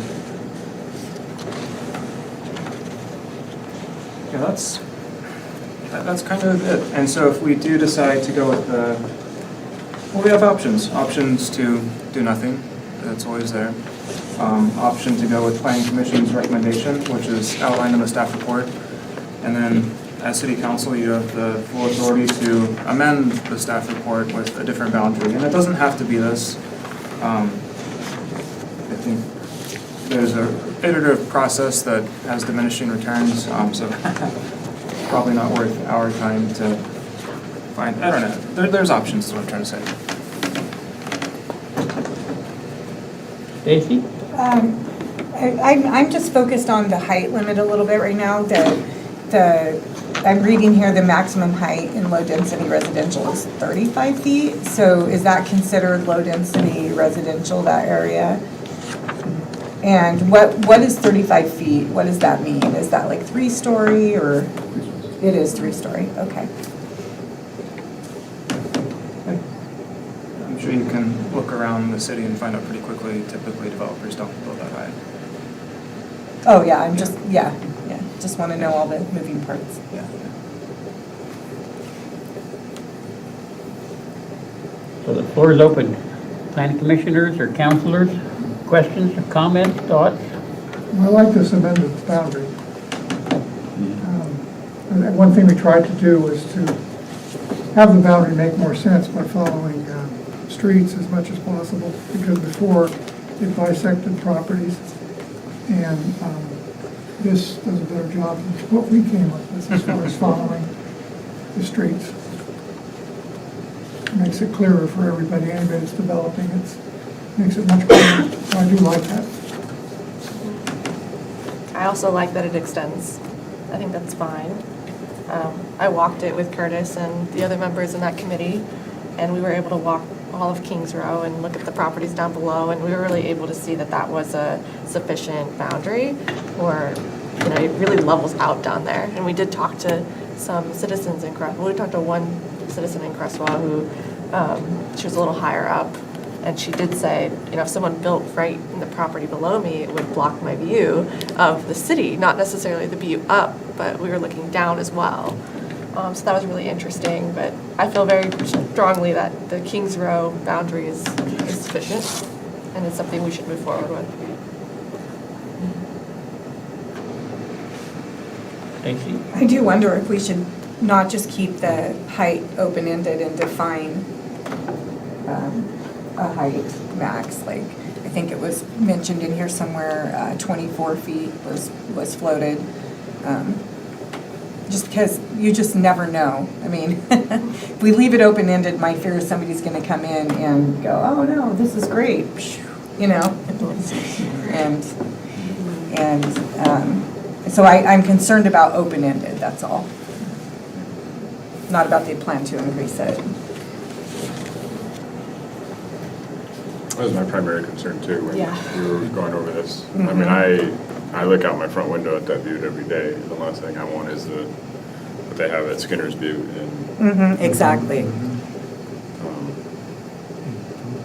So yeah, I mean, to me, some sort of height restriction made sense. And I think if I recall, you brought that up, and I don't remember what the final conclusion was, but I think 24 made sense because 18 really restricted the capacity to build.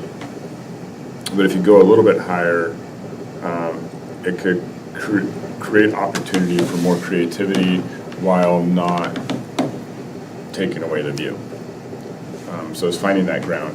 I'm not the person to do that, but I mean, if I had to pick an arbitrary number, something a little higher than 18, lower than 34.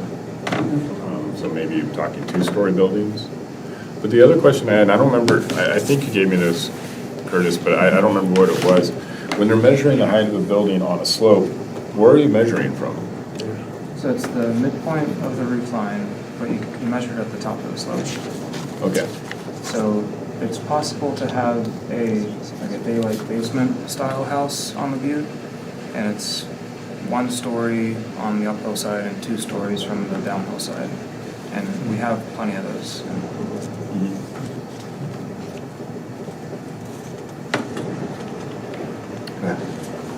That's my 2 cents. Stacy? Shelley? It's okay. So it's just a clarification question for me. So as I'm looking on page 9 of the packet, because it has like the new or potential amended boundaries. So I see there's like two green kind of blobby things. And so one, I think is the wetland, so the one on the right side of the page. And the one on the left-hand side, so by Ruby Claire Drive and Kayla Marie Street, I guess there's two little blobby things. Are those both wetlands? Yes. Great. Yeah, they're actually a continuous wetland. It's been delineated since, Okay, great. and it's bigger than the map shows. So then, just a clarifying question, so it's not likely that anyone would either build on the wetland or they would have to be, they would have to do the low-density housing on the wetland, right? Well, they'd have to do low density, and as it sits right now, they'd have to meet the 18-foot requirement. One of the property owners came to some wetland meetings months ago, if you recall, so he has a permit from Department of State Lands from DEQ to fill on this wetland. So it's coming. He also has a couple steps, property line adjustment, some planning items that we'll have to get through. But so there's one house that's on the books.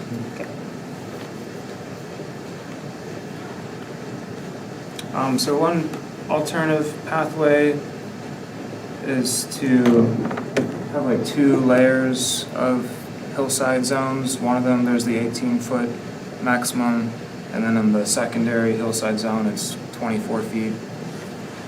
It might appease some height concerns, or just shrink the zone altogether. So you're saying keep the zone as it is in this diagram and change the height restrictions, or keep, I'm a little confused where you would change the height restriction.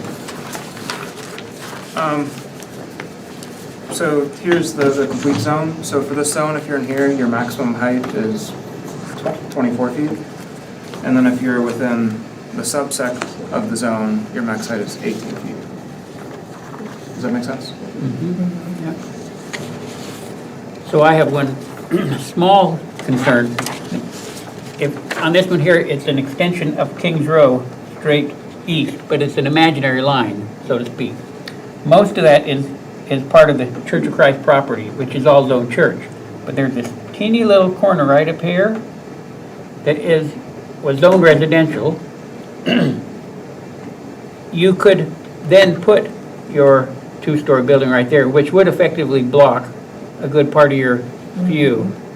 So I would recommend, and it doesn't look quite as neat, but when you get to Kings Row, going up to that property line, which is the line straight across several residences and the church, and make that the line straight across. Just a little, so then you don't have any question of somebody coming in and saying, I'm going to buy that lot right there and put up my two-story building or whatever. It would just be a tiny change, and it would make sense because it would follow all those property lines across. I agree. So, Yeah, I've worked on projects not in Creswell, but working on Lane County planning projects, and split zone parcels are not, they're kind of a nightmare.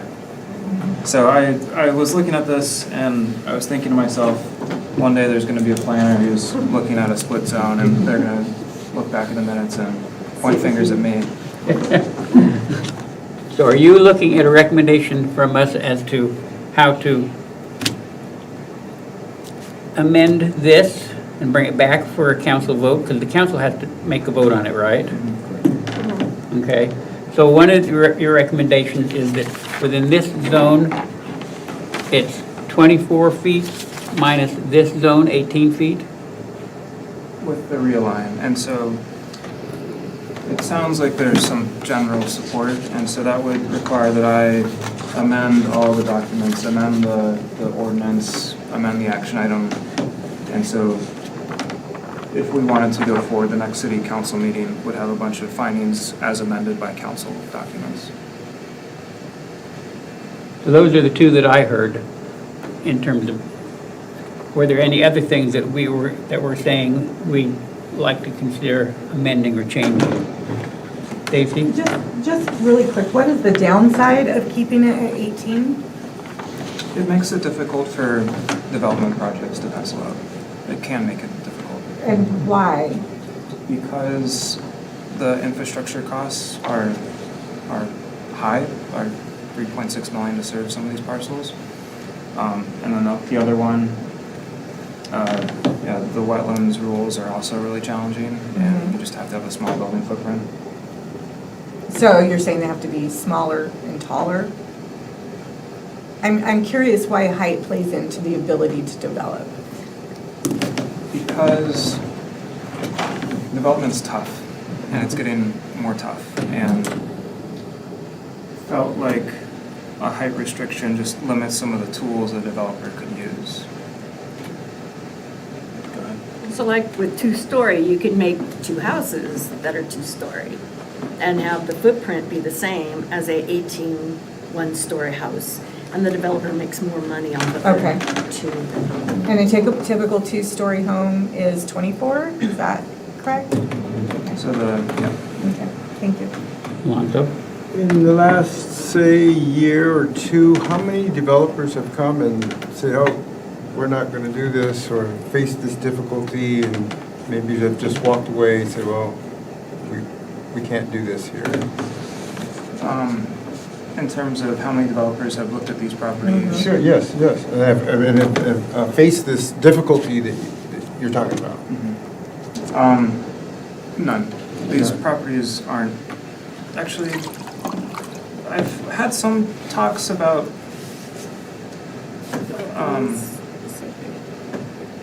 That's all Yeah. brand new. yeah, the Boulder Butte developer is content to build one-story houses. But he's also But- going to do accessory dwelling. Yeah, but we're also not changing the height in that zone. The person who's developing on the wetland really wants to build 2 stories so he can have a duplex on one. But then, yeah, I haven't had, the church with the wetland, we've had some conversations, it hasn't really formulated yet. This is kind of a long game right now.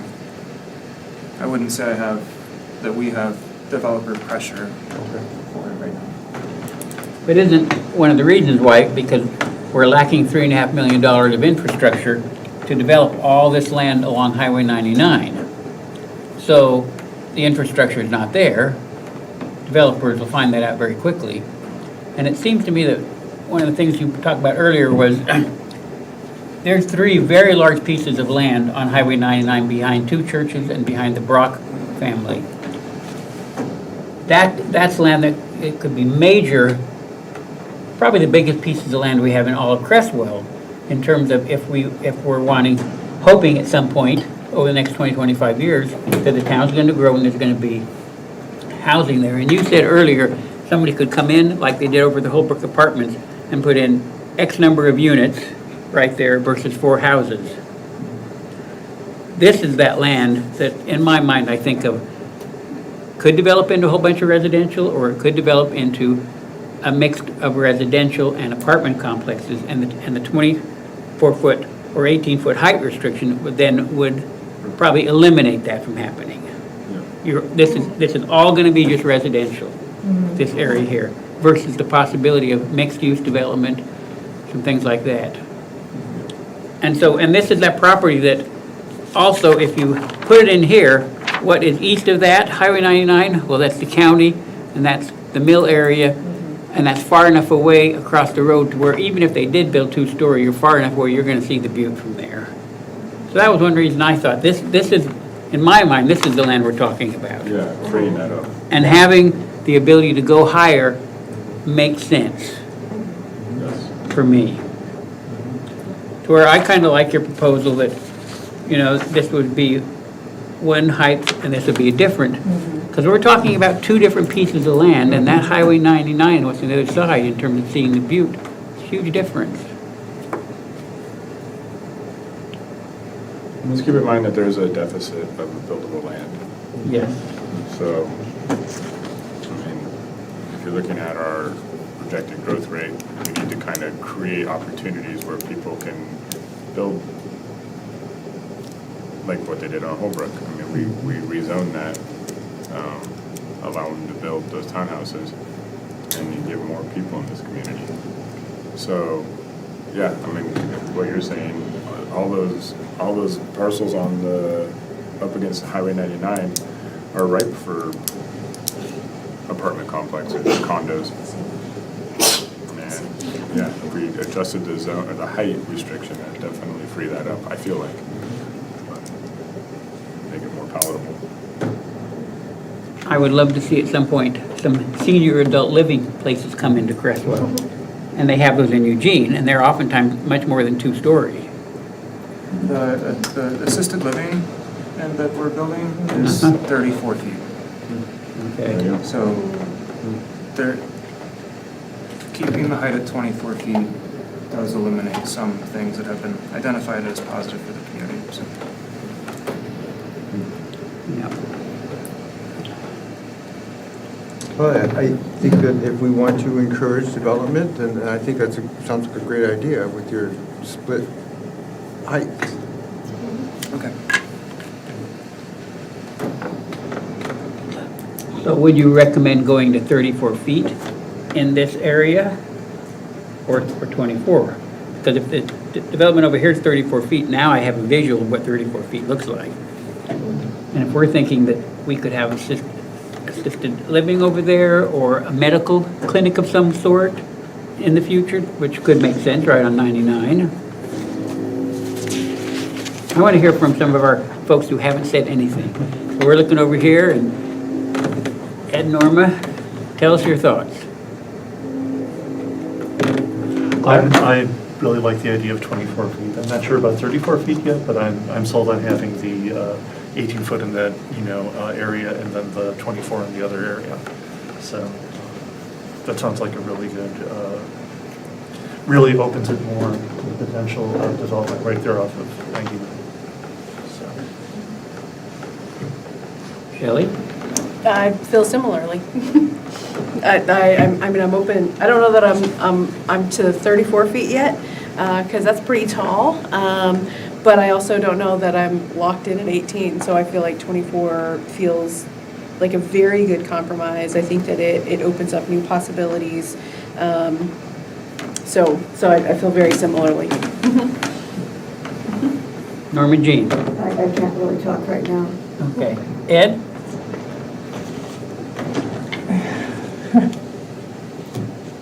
Along 99, I mean, if it was 34, I don't know that it makes a difference. Because it's going to be industrial over on the other side. And if 34 feet is going to open up more opportunity for more housing, it makes a lot of sense to be 34 feet there. Even when the people are up there, I don't know what it's going to harm their view of an industrial area. I mean, I don't think they would care.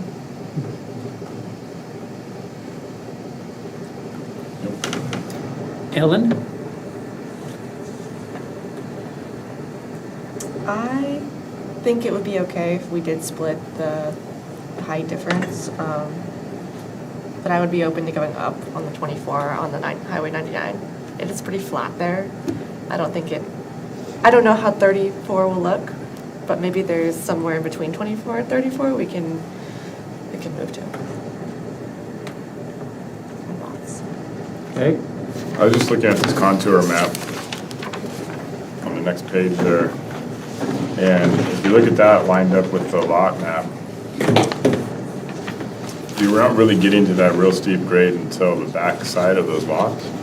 So, I mean, the probability if they were to say build a 3-story building, they're not going to put it at the back of the lot. I don't know if visually a 3-story building on those eastern properties it would really make a difference at all. It's from your perspective of the view. So, I mean, I think we're all in agreement. Everything in this red, 18 feet.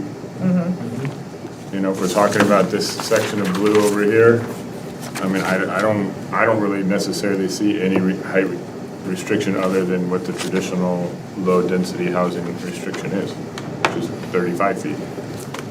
That's my opinion.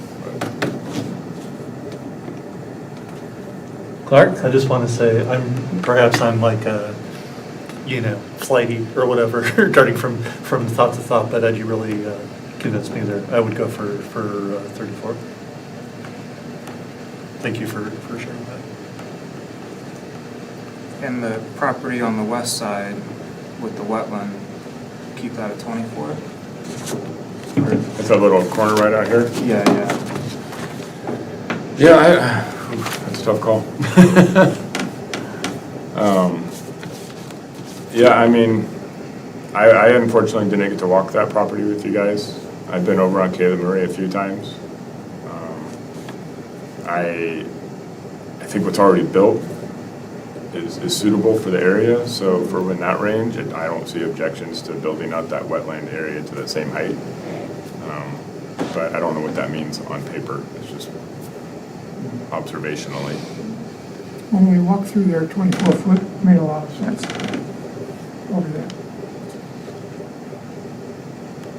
And, it's the question about what's 34 feet. I don't know if you remember, we had that pole, which was 24 foot, and it went up next to the church, Yeah. which was about 10 foot above.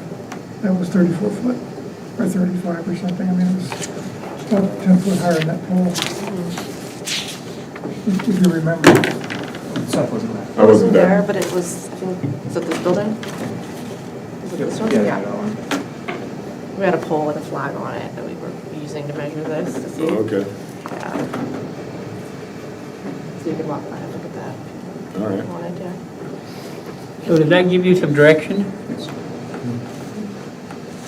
So you can, go ahead. So still not allowing manufactured homes because it's still in the, or manufactured home parks because it's still in the overlay. It sounds like 24 feet on this western side and then regular low density residential zoning on the 99 side.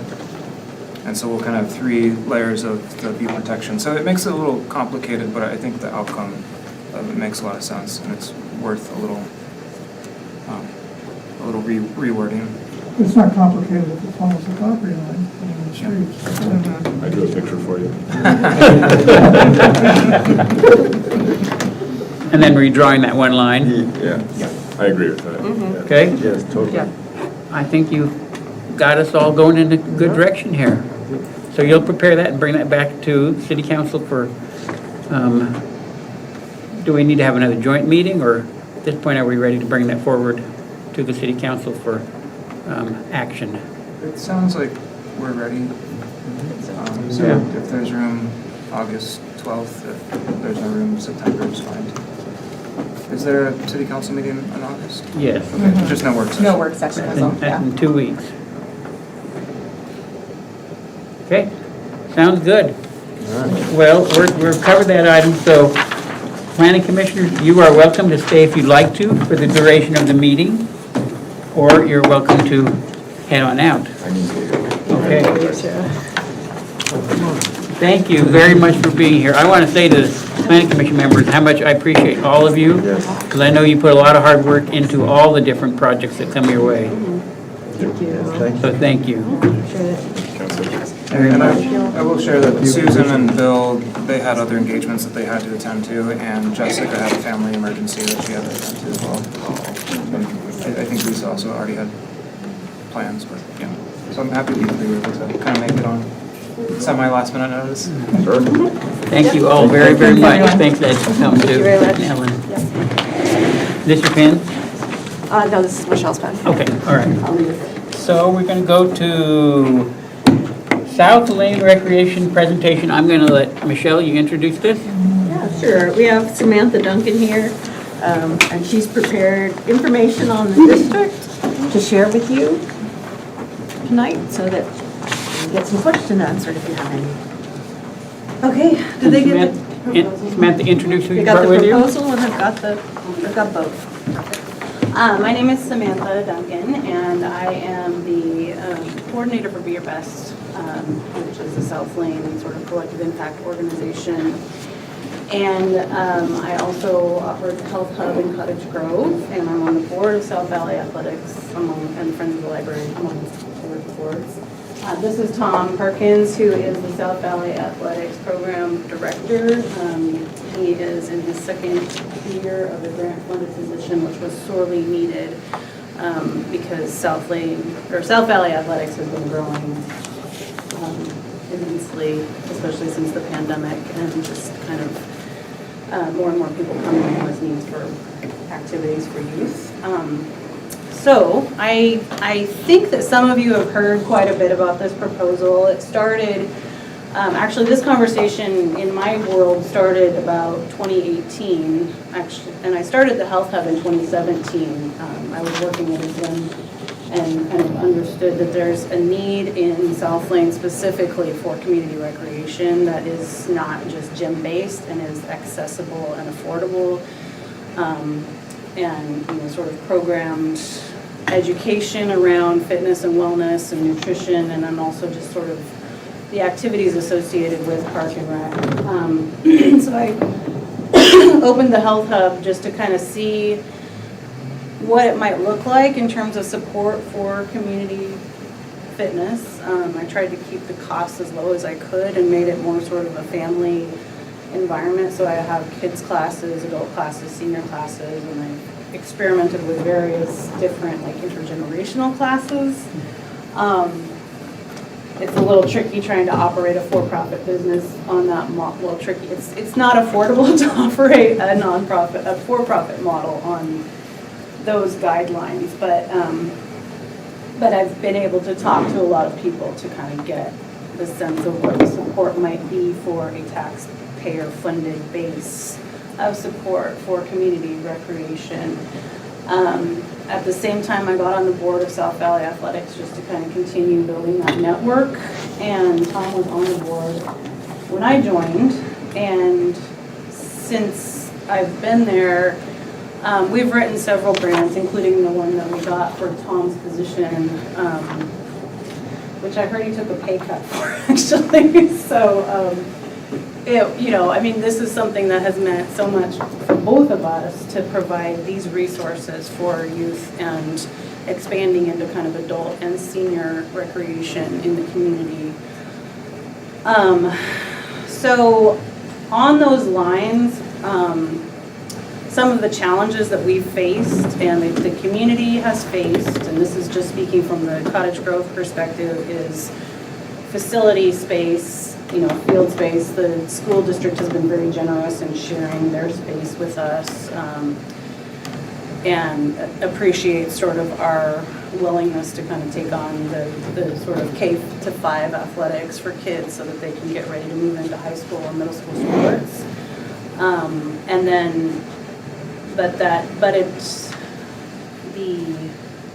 It's all at the sort of expense of relying on volunteers to coach, to come show up, to support, field maintenance and kind of the infrastructure piece of it. And which is where the district comes in, because it really allows for picking up all of the pieces that are now currently kind of shared and available or not available depending on the capacity of the school district, the city, the county, and then volunteer organizations or profit organizations like the Health Hub or South Lane Valley Academy. And then there are some gaps in terms of enrichment activities, after school programming, programming for seniors on a larger scale than what I'm able to offer. And this is all in your proposal, but essentially, when you think about park and rec districts in other communities like Willamette Lane, which is like sort of the premier example, but if you look at the Sisters Park and Rec, which is more of a similar size to the Cottage Grove district, you can see that it really improves overall community health and wellness. People who are really worried about the parks being underutilized and vandalized, when you have those parks programmed and you get more people in there using them for parks purposes, you get less of the sort of loitering vandalism, because a lot of those people now have something to do. It's a little bit more beneficial for them. It also, a park and rec district, you have that sustainable and permanent base of funding. So this budget really reflects the infrastructure and the operations of what a park and rec district should do. And the budget, this is not like the budget. That is a budget that Bob Kiefer put together.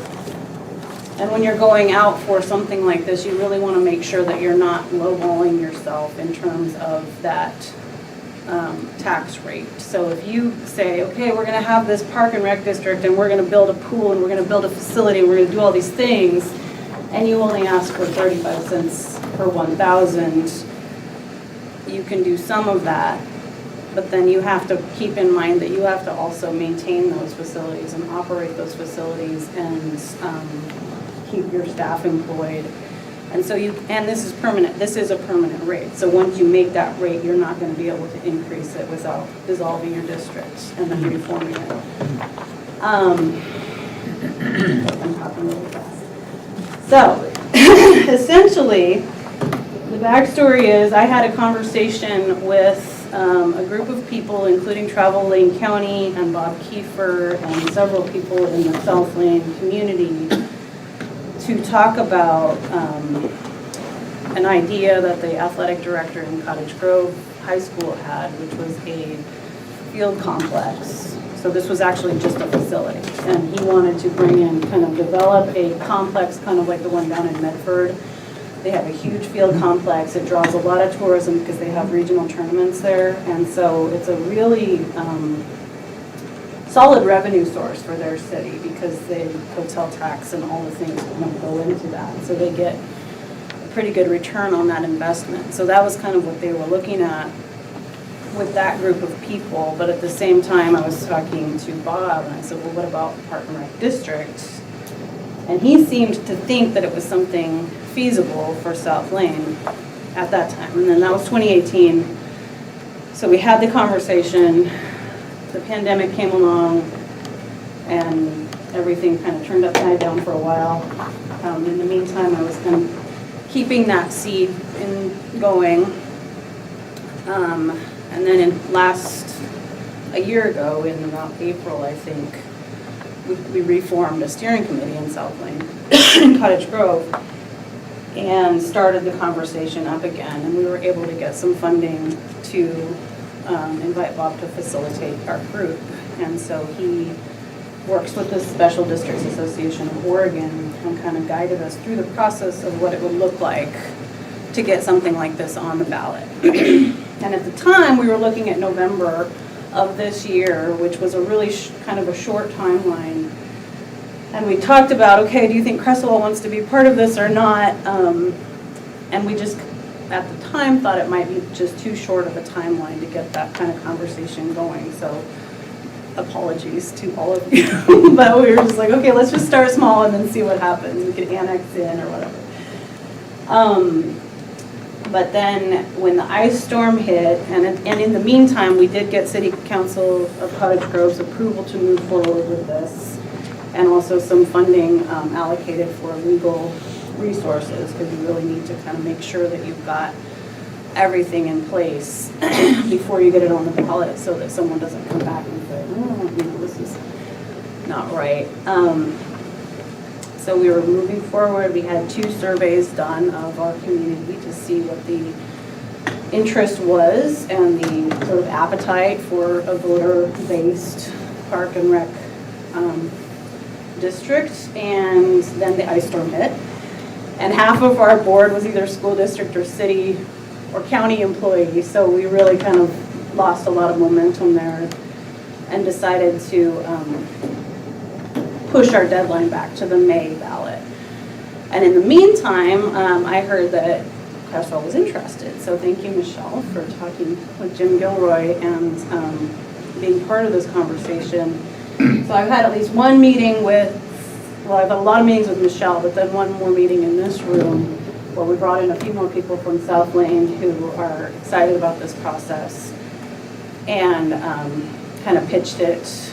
And so the ask tonight, and if you look at that budget in sticking, one of the things, some of the feedback that I heard from Creswell specifically was that sort of shared maintenance piece is not less interesting, and it's more of an emphasis on the programming and the support for those kind of the programming and activities, and then down the road maybe going out for grant funding for facilities and sort of dedicated areas for specific activities. So when we plugged in the numbers from the Creswell median median home value, and what that added to the budget, which is where. And if you want to see what so we decided to go with the 2 school districts rather than the South Lane Fire and Rescue District because it's a little bit bigger. And I spent some time creating this cute little overlay. So basically, the district is here. So it's a pretty big chunk of Lane County. And you can go to the LCOG site and find that yourself, so you can get a better look at it. But basically, your numbers there in that second yellow box, you know, the revenue that would come into the district could be spread out across evenly. Or, you know, if Creswell said, we don't want to do maintenance, we just want to take our chunk of this revenue and do what we want with it, that's also your prerogative. I mean, there will be a there will be a board formed. So if this passes, because it's a governmental body, you will have an elected board, and with input from the voters to decide, you know, what happens at the district, what the priorities are, and then you can kind of go from there. So none of the budget is set in stone at all. You can just always set a budget every year and where the priorities are.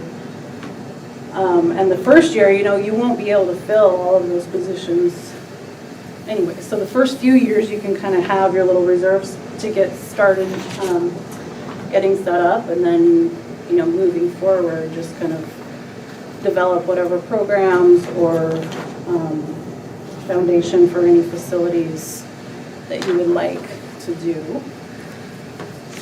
And then, but you have your money every year. So what I'm here tonight for is essentially, we had gone to a city council meeting in December in Cottage Grove to sort of pitch this to you, this proposal, to present you with this proposal, with the ask that at your next city council you consider a referendum to allow the steering committee to move forward with this process. So you're not voting, yes, we want, you know, you're not making any decisions for your constituents right now, other than because this district includes the city of Creswell, you are approving that that the steering committee can go out and gather signatures to get it on a ballot. So that's the ask, basically. Okay, so questions, right? Yeah. Let me know what you need me to tell you about wastewater, too. It was very informative. I'll tell you what our prices are in Cottage Grove, and so you guys are getting a good deal, whichever plan you go with, just saying. Well, you made a comment, I'll just start, that the yellow box here shows Creswell, funds available in Creswell, and you made a comment that you would like to do. So I have this impression that, I mean, there's going to be a board, Yes. and there's going to be some people from Creswell hopefully Sure. on the board. I have this impression that they'd get together and say, okay, Creswell's piece of the pie is $971,000. So what do you want to do in Creswell? But I don't think that's really how it operates, is it? I mean, you're going to have a board and you're going to say, okay, our priorities are a field located in Cottage Grove, or a skate park maybe here, or here, or here, or here. And so it might be pieced together throughout the area, but Creswell's not going to say, this is what we want in Creswell with our money. I mean, we're all one, it's all one It's gonna district be and all one one board. district, but if, you know, if Creswell says, look, this is our priority this year, we want to, you know, I think that if Creswell says we don't want to use our we don't want to, we don't need that maintenance budget in Creswell. We have a solid park, public works facility that does all of the maintenance of the fields. So we don't need to share. I don't actually really know how that would work in the long run. It just seems like there would be some real flexibility in there where, if Creswell wanted this other thing in lieu of spending money on maintaining parks In Cottage Grove. from the district, or in Creswell, yeah, and in Cottage Grove, then there would be, but you'd have to look at how much Creswell constituents are using the parks in Cottage Grove too, that are being maintained by the district. I was trying to get some data on how many kids are coming from Creswell for South Valley Athletics right now, and I was late on the ball game, but it's quite a few. We get quite a few. I had, just at the parade on Saturday, I had a couple of people ask me if we serve Creswell. And we have people come from Creswell that use our programs in Cottage Grove. It's quite a few. Michelle and then Stacy? It's not just a Creswell versus Cottage Grove either. I mean, there's Saginaw in the middle. So, and there's lots of land in that area for activities and things that could, benefit both cities. And you would also have those out-of-district fees too, so theoretically Pleasant Hill would be using the facilities, maybe Lorraine would be coming over. North Douglas comes up a lot for stuff from things, so then you can add, you kind of keep that in mind too, that this will be serving even a greater area besides just those two school districts. Stacy? I strongly feel that what we ask from our voters, if we agree to put this on a ballot, should define explicitly how the money's going to be spent.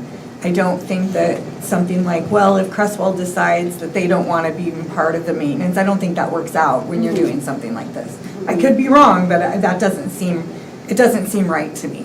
Yeah. To ask for money for something and you go, oh, well, we're not going to use that portion of that money anyhow.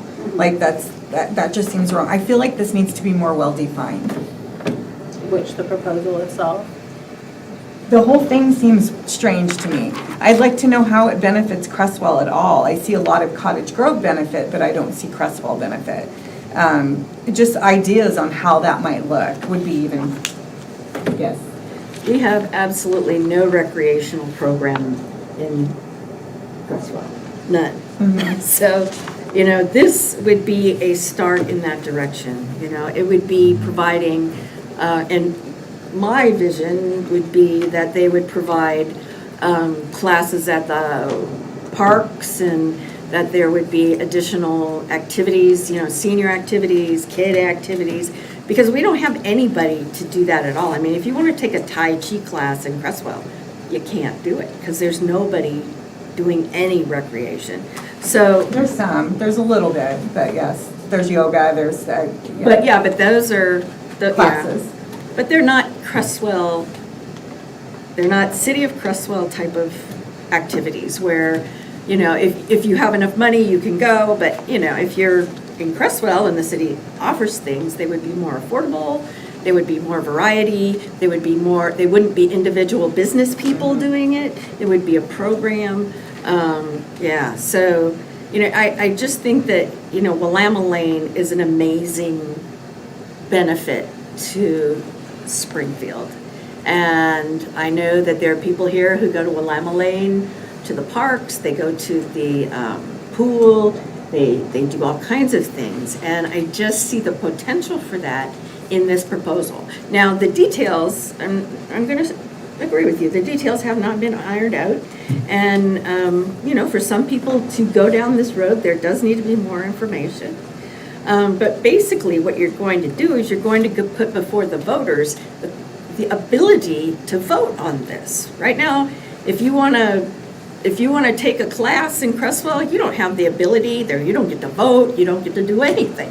There is no methodology for people to become more active in Creswell.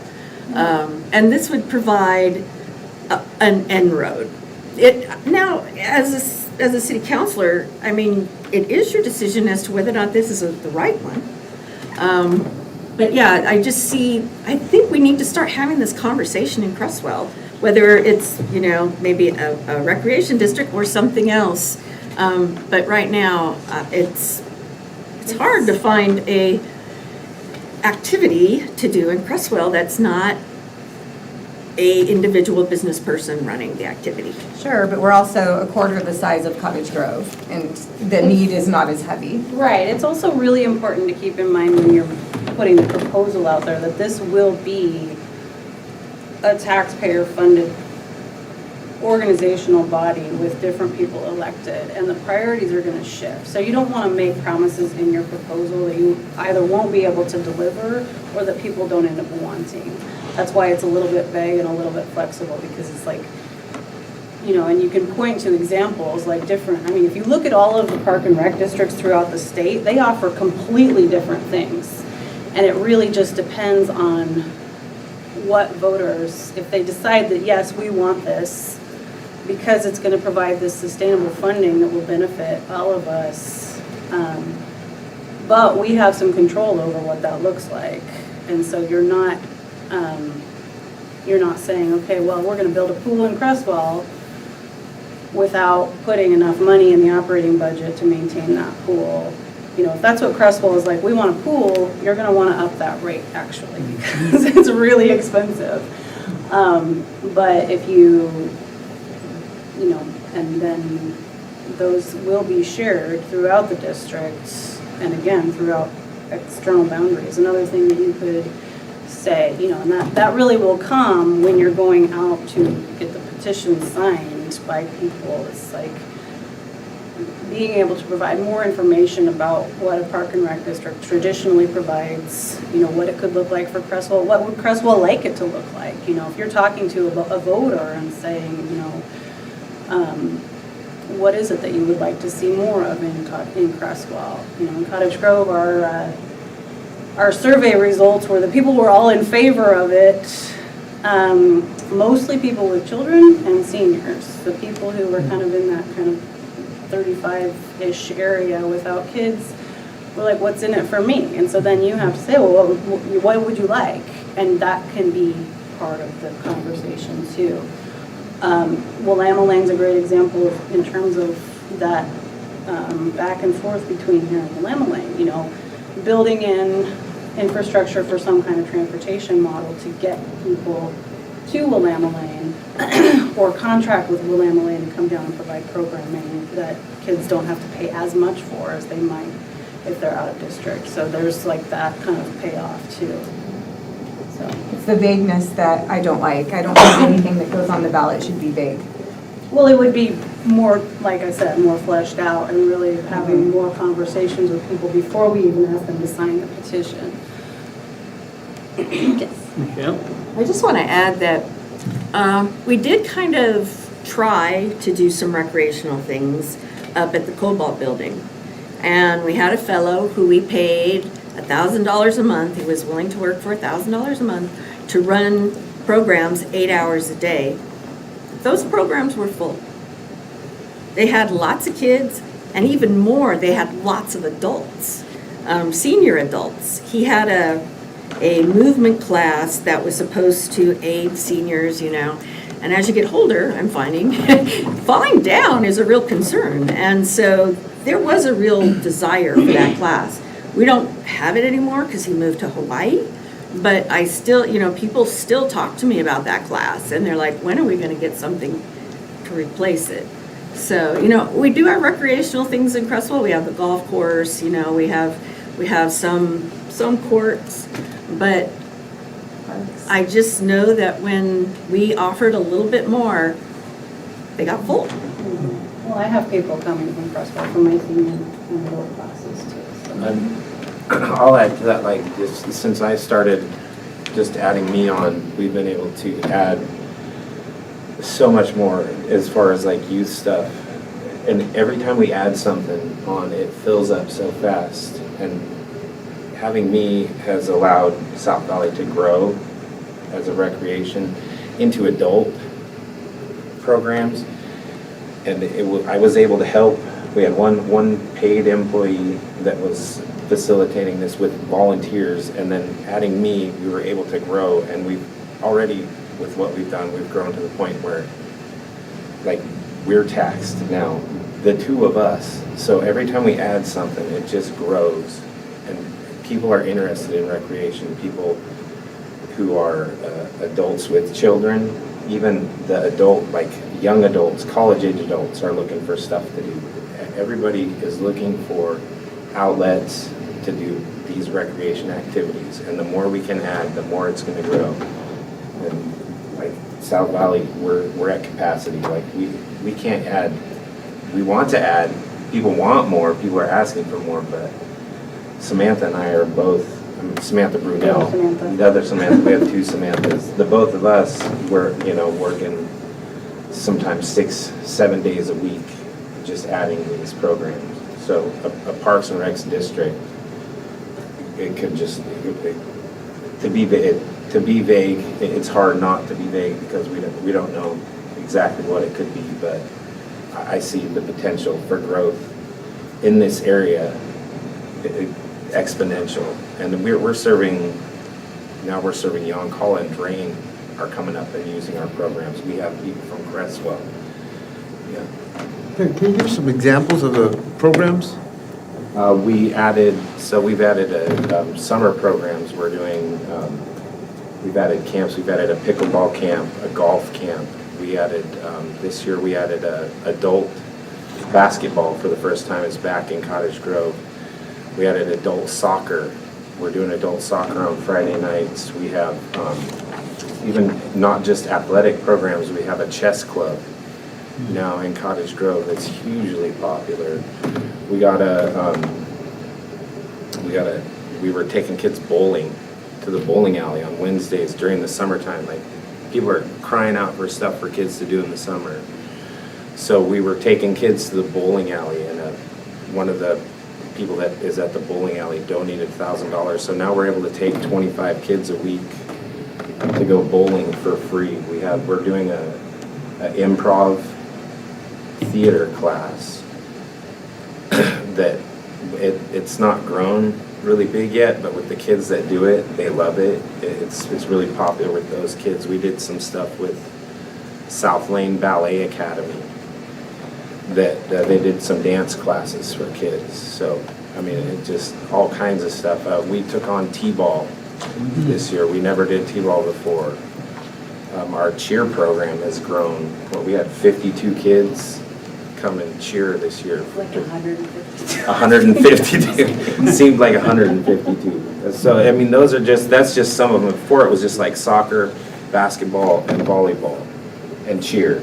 And just over the course of a year and a half, it's grown that much, those many things. And people want more. They're wanting, somebody was talking about kickball. Somebody wants, cornhole.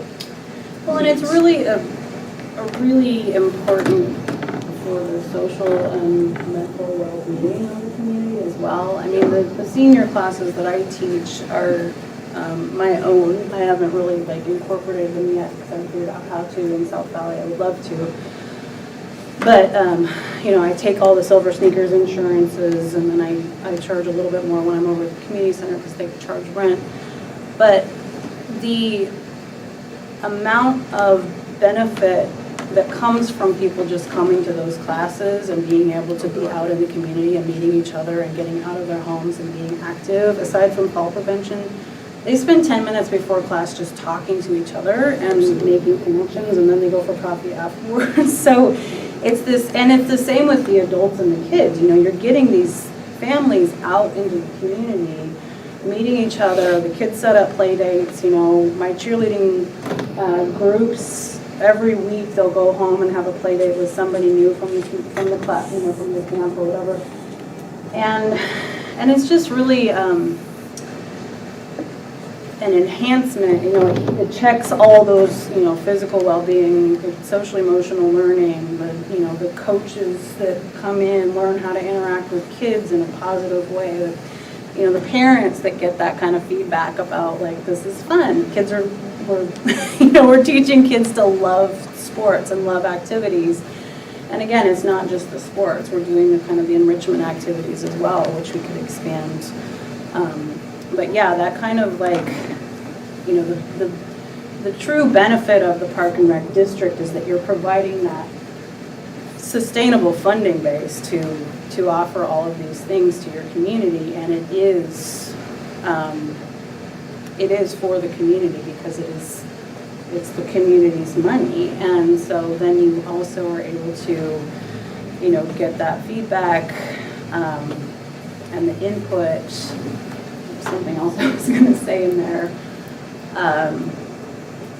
But it's really, so Tom's position, for example, like I said, it's a 2-year grant. If that money goes away and we have to shut down all of these programs, we're going to have to start from scratch all over again. So, you know, operating on grant funding and volunteer when you have it is really fantastic, but it's not sustainable. You don't know if it's going to be there from one year to the next, and then you run into something like, we need new soccer balls, all new soccer balls, and that's another $5,000 that's not in the budget. So there's just things that come into play when you don't have that like guaranteed source of revenue. That's really important to keep these things going. So I want to look at council. Ed, questions? So Ed, go first, and then I want to hear from other councilors as well, your thoughts. One thing that you got to be thinking about, we have a third of our population can't drive up here in motor vehicle. This was open an opportunity to have some sort of transportation. Families could come down from Cottage Grove to use our water park. It would make it possible to have shuttles for river floats from Cottage Grove to bring people down to our golf course. I mean, and to use the pool in Cottage Grove. I'd like to do that, but I don't like to drive, so. Yep. Transportation is a huge part. It's a big issue. Yeah, I think in the summer, you could get a bus that starts in Cottage Grove and then comes up to Creswell and then goes out to Willamette Lane, and they're big, humongous pool. And that could be, you know, they could do swim lessons, we could do partnerships. Sure. Yep. Yeah, we could, and we wouldn't have to have our own pool. Yeah. Yeah, which you don't want. Other councilors with questions or comments? Alonzo? I have a question. I guess I'm just a little confused. So you guys already are the district? No. No, We're you want steering to form a district? Yes. So and the district would be Cottage Grove and Creswell? The school district. The school district, Yeah. the school districts. Mhm.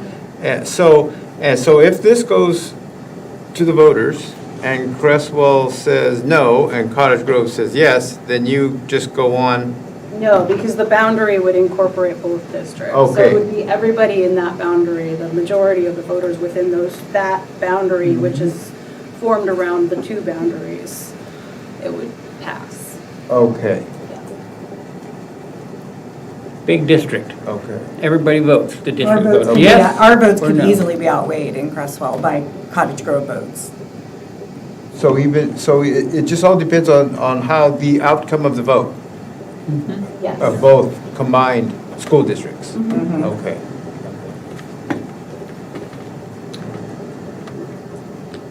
Shelley? Yeah, so, I mean, here's the thing, like, I agree, bored humans find trouble, right? Like, it's very easy for that to happen, and so I'm really supportive of additional things to do, right? So that we don't have those bored humans, and also they build community, right? All of the things that you've talked about.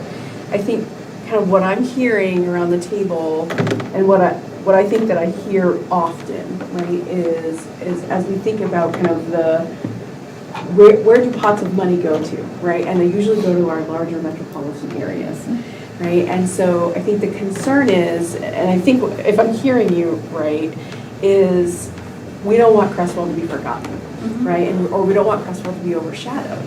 And so what would be our mechanisms to make sure that there's some safeguards right in place there, that Creswell is uniquely thought about, uniquely considered, right? Even though we're thinking about the much larger, and you're not going to have the answers to that right now, right? Well, I mean, the answer would be if this passed and you have your board, you know, when you have your budget committee and you're creating those budgets, you're making sure that you're not overlooking Creswell. You know, the first thing you might implement is that transportation system to get people back and forth between the two communities.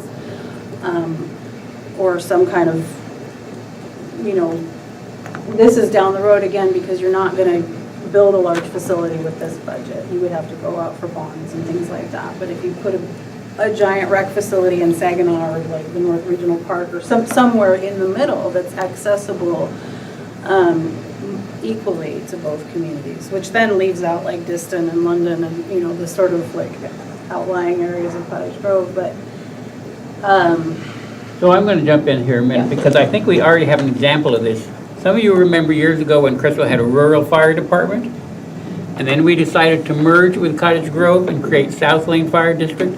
Do you remember? Some of us remember the fighting, the feuding literally that went on because now we were merging with the big brother, so to speak, Cottage Grove, and Creswell wasn't sure they were being fairly represented. You know, we have one fire station, so this was the same kind of conversation. I mean, I think the only way you guarantee it is that when you create this board, the board has X number of representatives from Creswell, and I think South Lane Fire is set up that way. They're not set up to where they have board members that represent different districts. But I mean, that's the way I think you would guarantee it by saying there's a certain number of Creswell and a certain number of Cottage Grove and a certain number of people in the school district who don't live in either city. And that's how you still wouldn't guarantee it because that board would be voting on budgets. And as we've learned, our lawyer tells us every year, can you count to 4?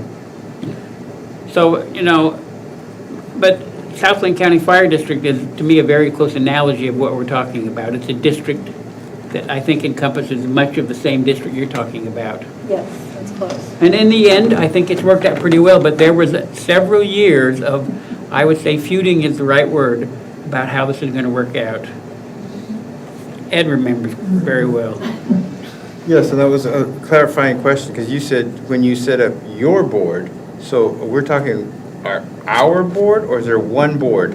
One board for the district. One board for the whole You district? actually vote, those, if this gets to the ballot, those board members also have to get on the same ballot at the same time. So while you're forming your district, you also have to be recruiting people to be on the board. So that would be something that, and then the voters vote for the board and the district at the same time.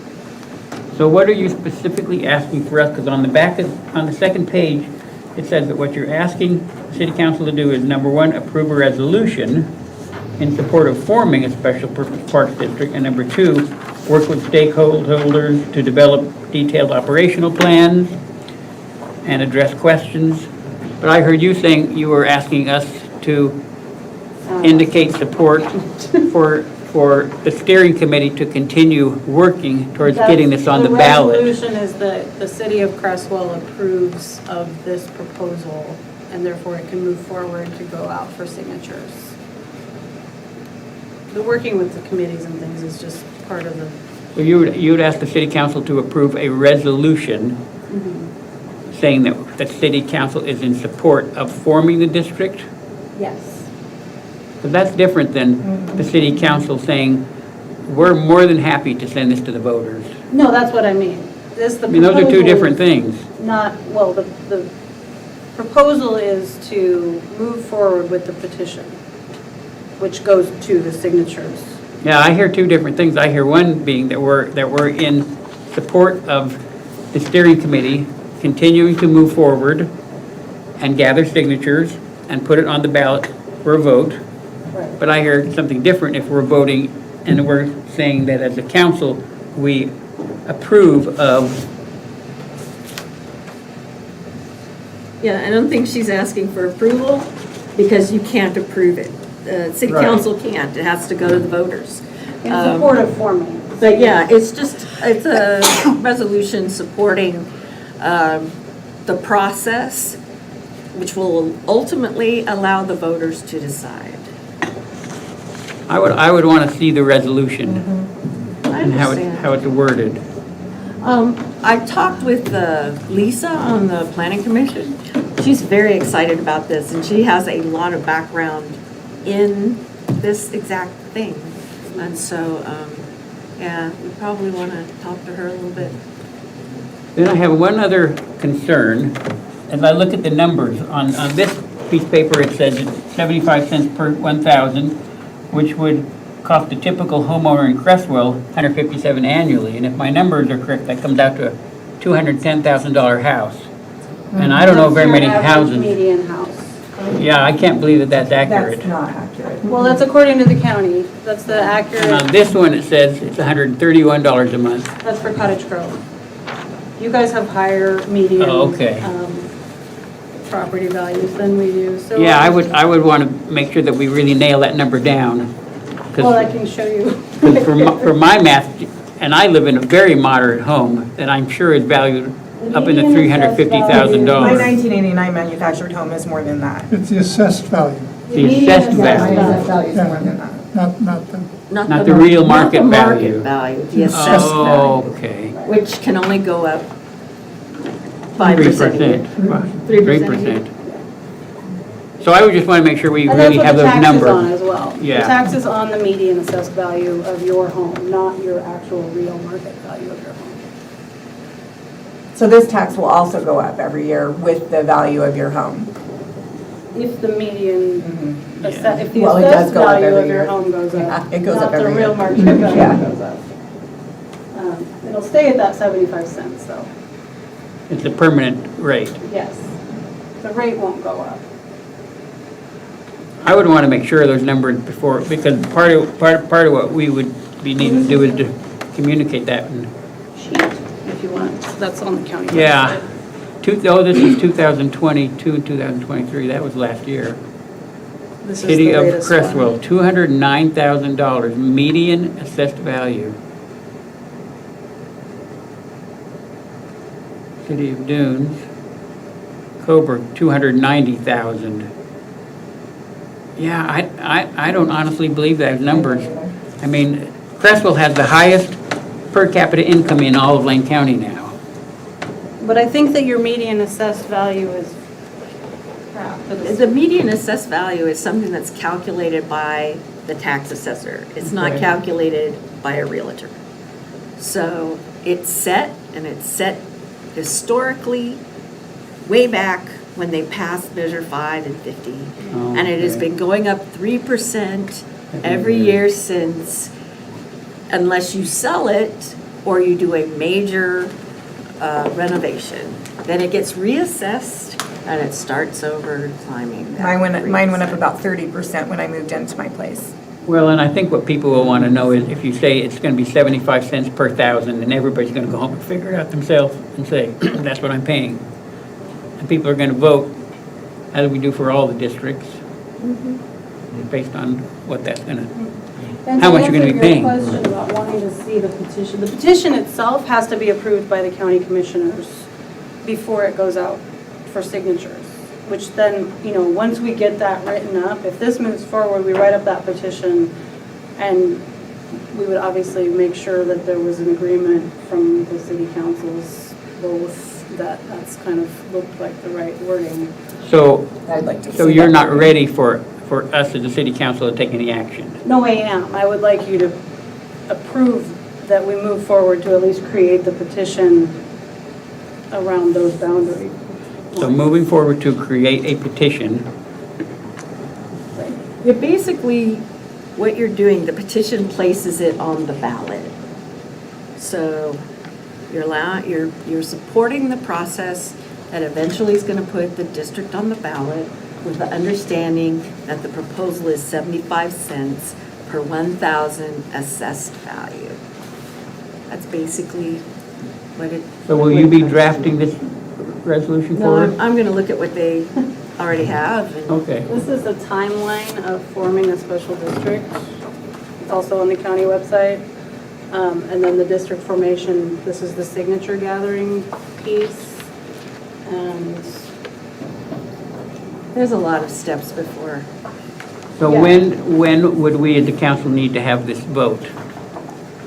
ideally at your next meeting. In 2 weeks? Because, we would have, if it moves forward and everyone's excited about it, we need to have the signatures gathered by November 1st. Within 2 weeks, we'll have our next council meeting, and I know we'll only have 6 councilors, which And means Nick's not here to absorb he's all not of here this. tonight.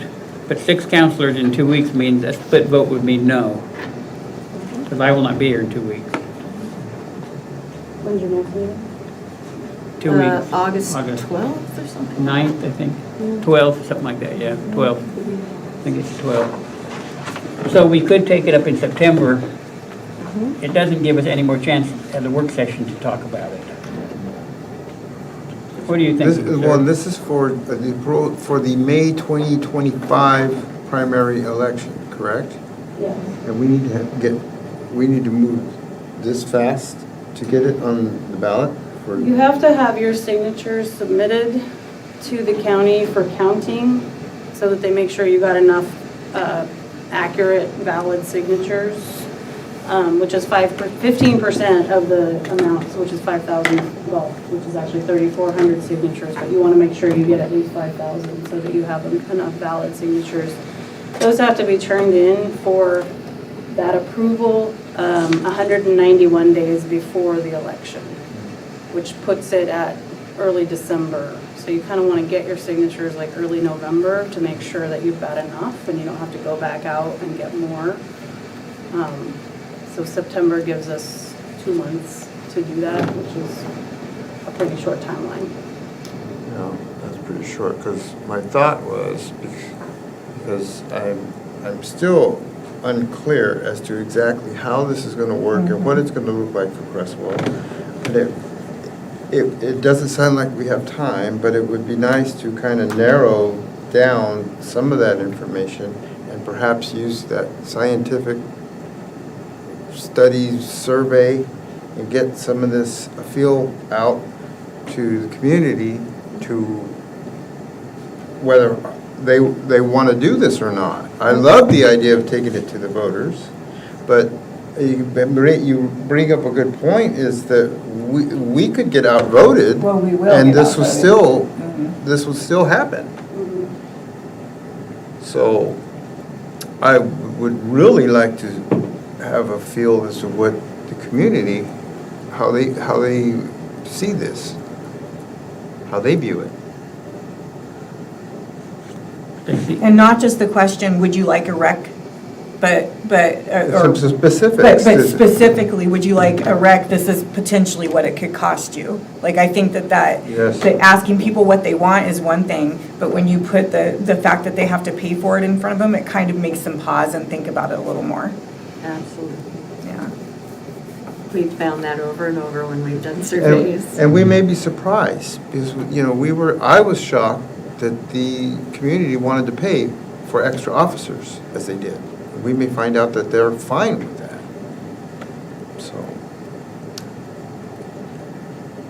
So how to proceed?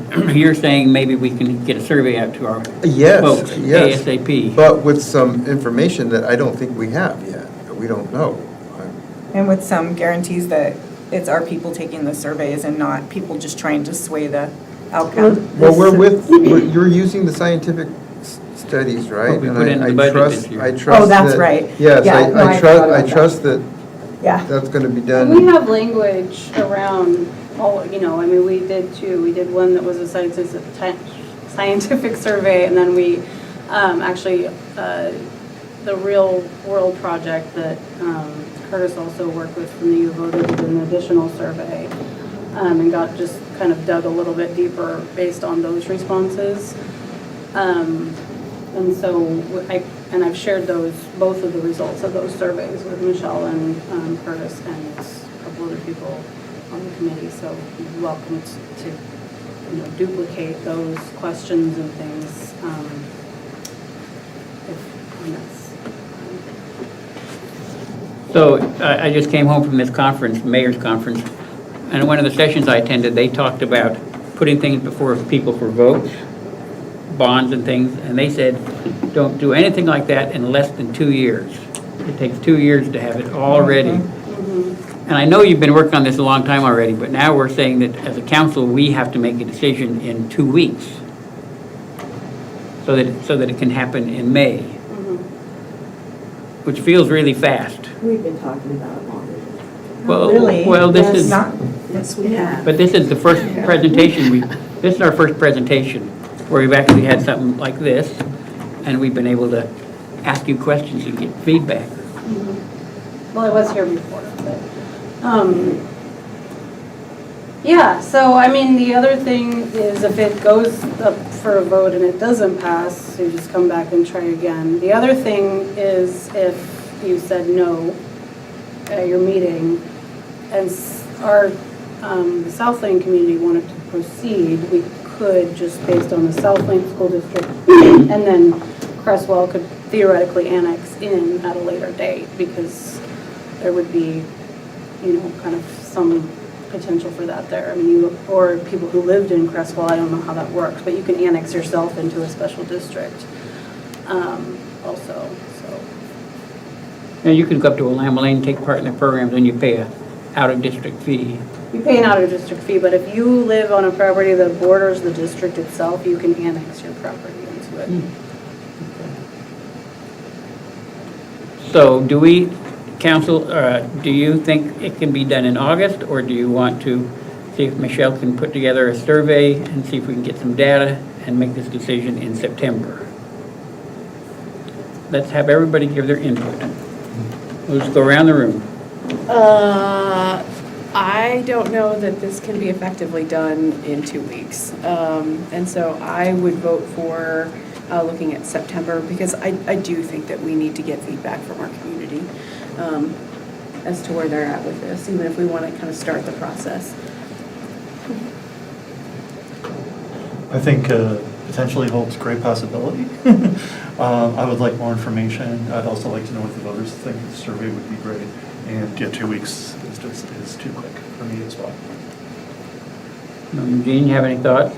I'd like to know when the survey could be put out and the results could be returned to us in a reasonable amount of time. Could that be done in August? Yeah. And return, the information returned by the September meeting, which I won't be part of.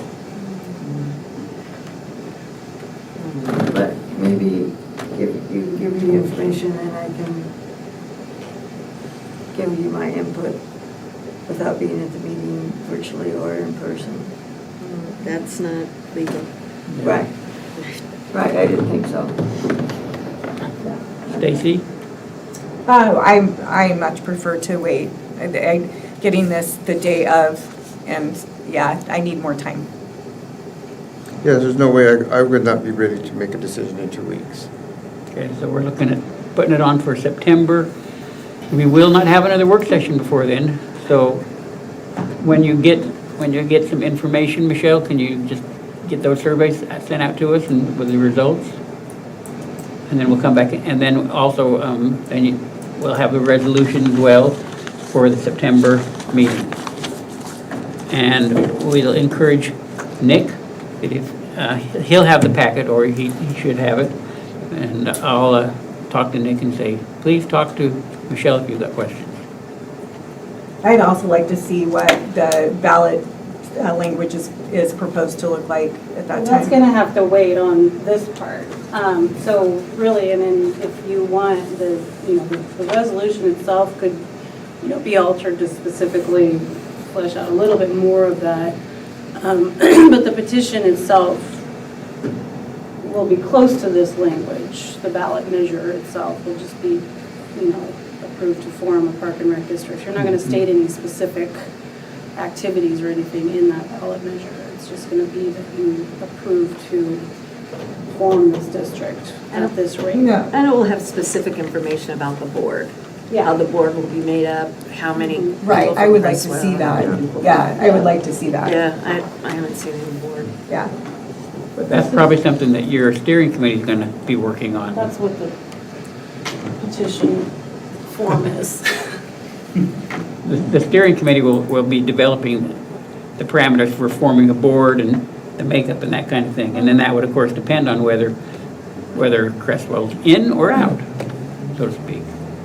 Right. And So when people sign this petition, they have no other information? What, I want to see what people are signing. I want to well, see. this part right here, if you signed a petition before, this part up here describes. Typically, there's an explanation, and that's where you're saying it's going to be on this Yeah, one. A lot of times it's on the back, so that's what I was looking for. Yeah.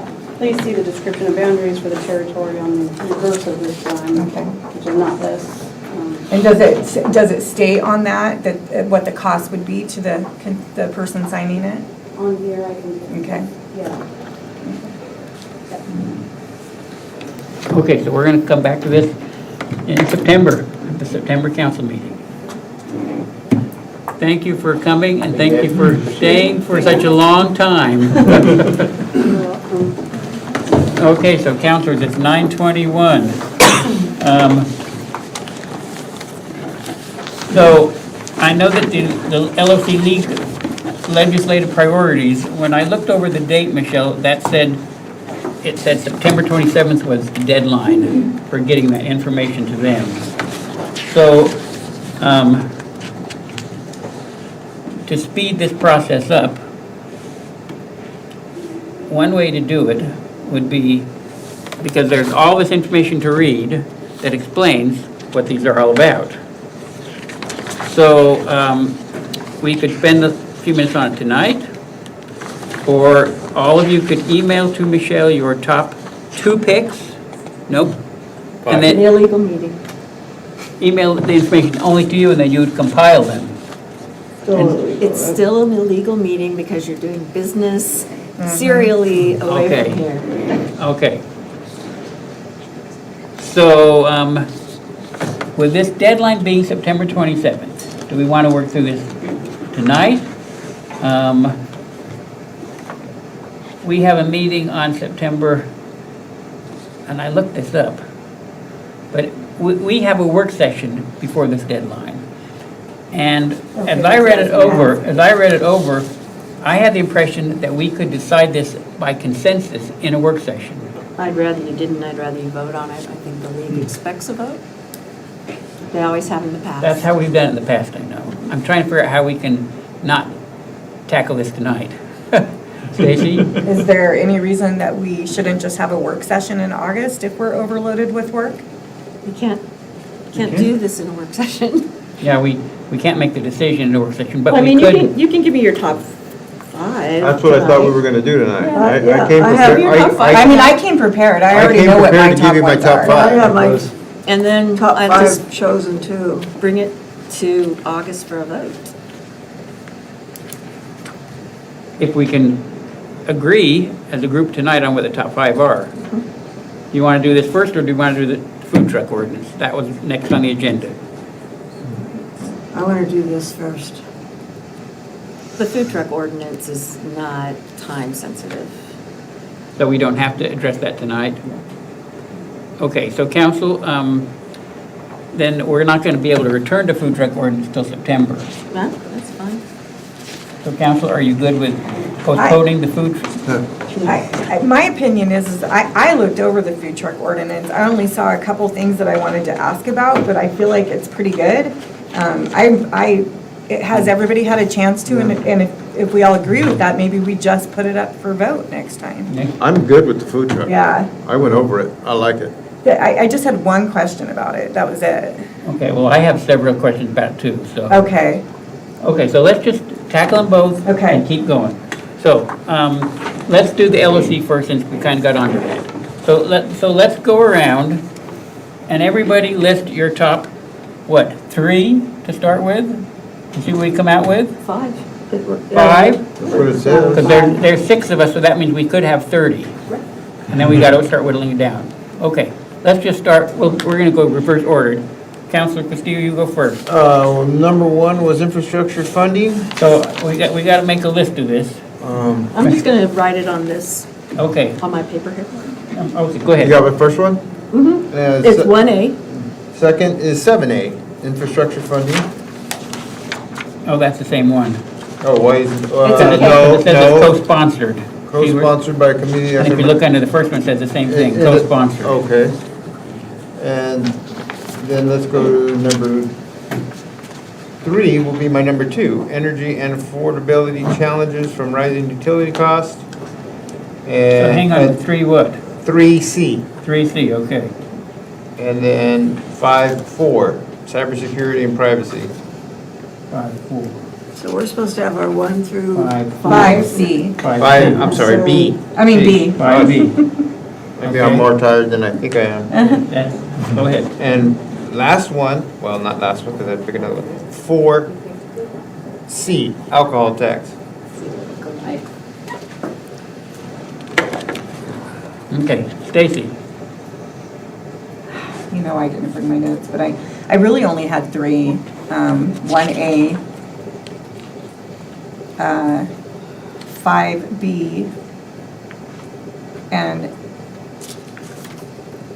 oh, that's not right. 5B is right, sorry. 6D, Okay. and I think that was it. Yeah, I really only picked three myself, so. Thank you. Norma? I just chose 5 things that and I didn't put 1 through 5, I just chose 5 different Just things. tell me the green and I'll find it. Behavioral health enhancements. Second. That will definitely impact a lot of things. That's 2B. Yep. And continued addiction policy reform, which Susan is C. connected.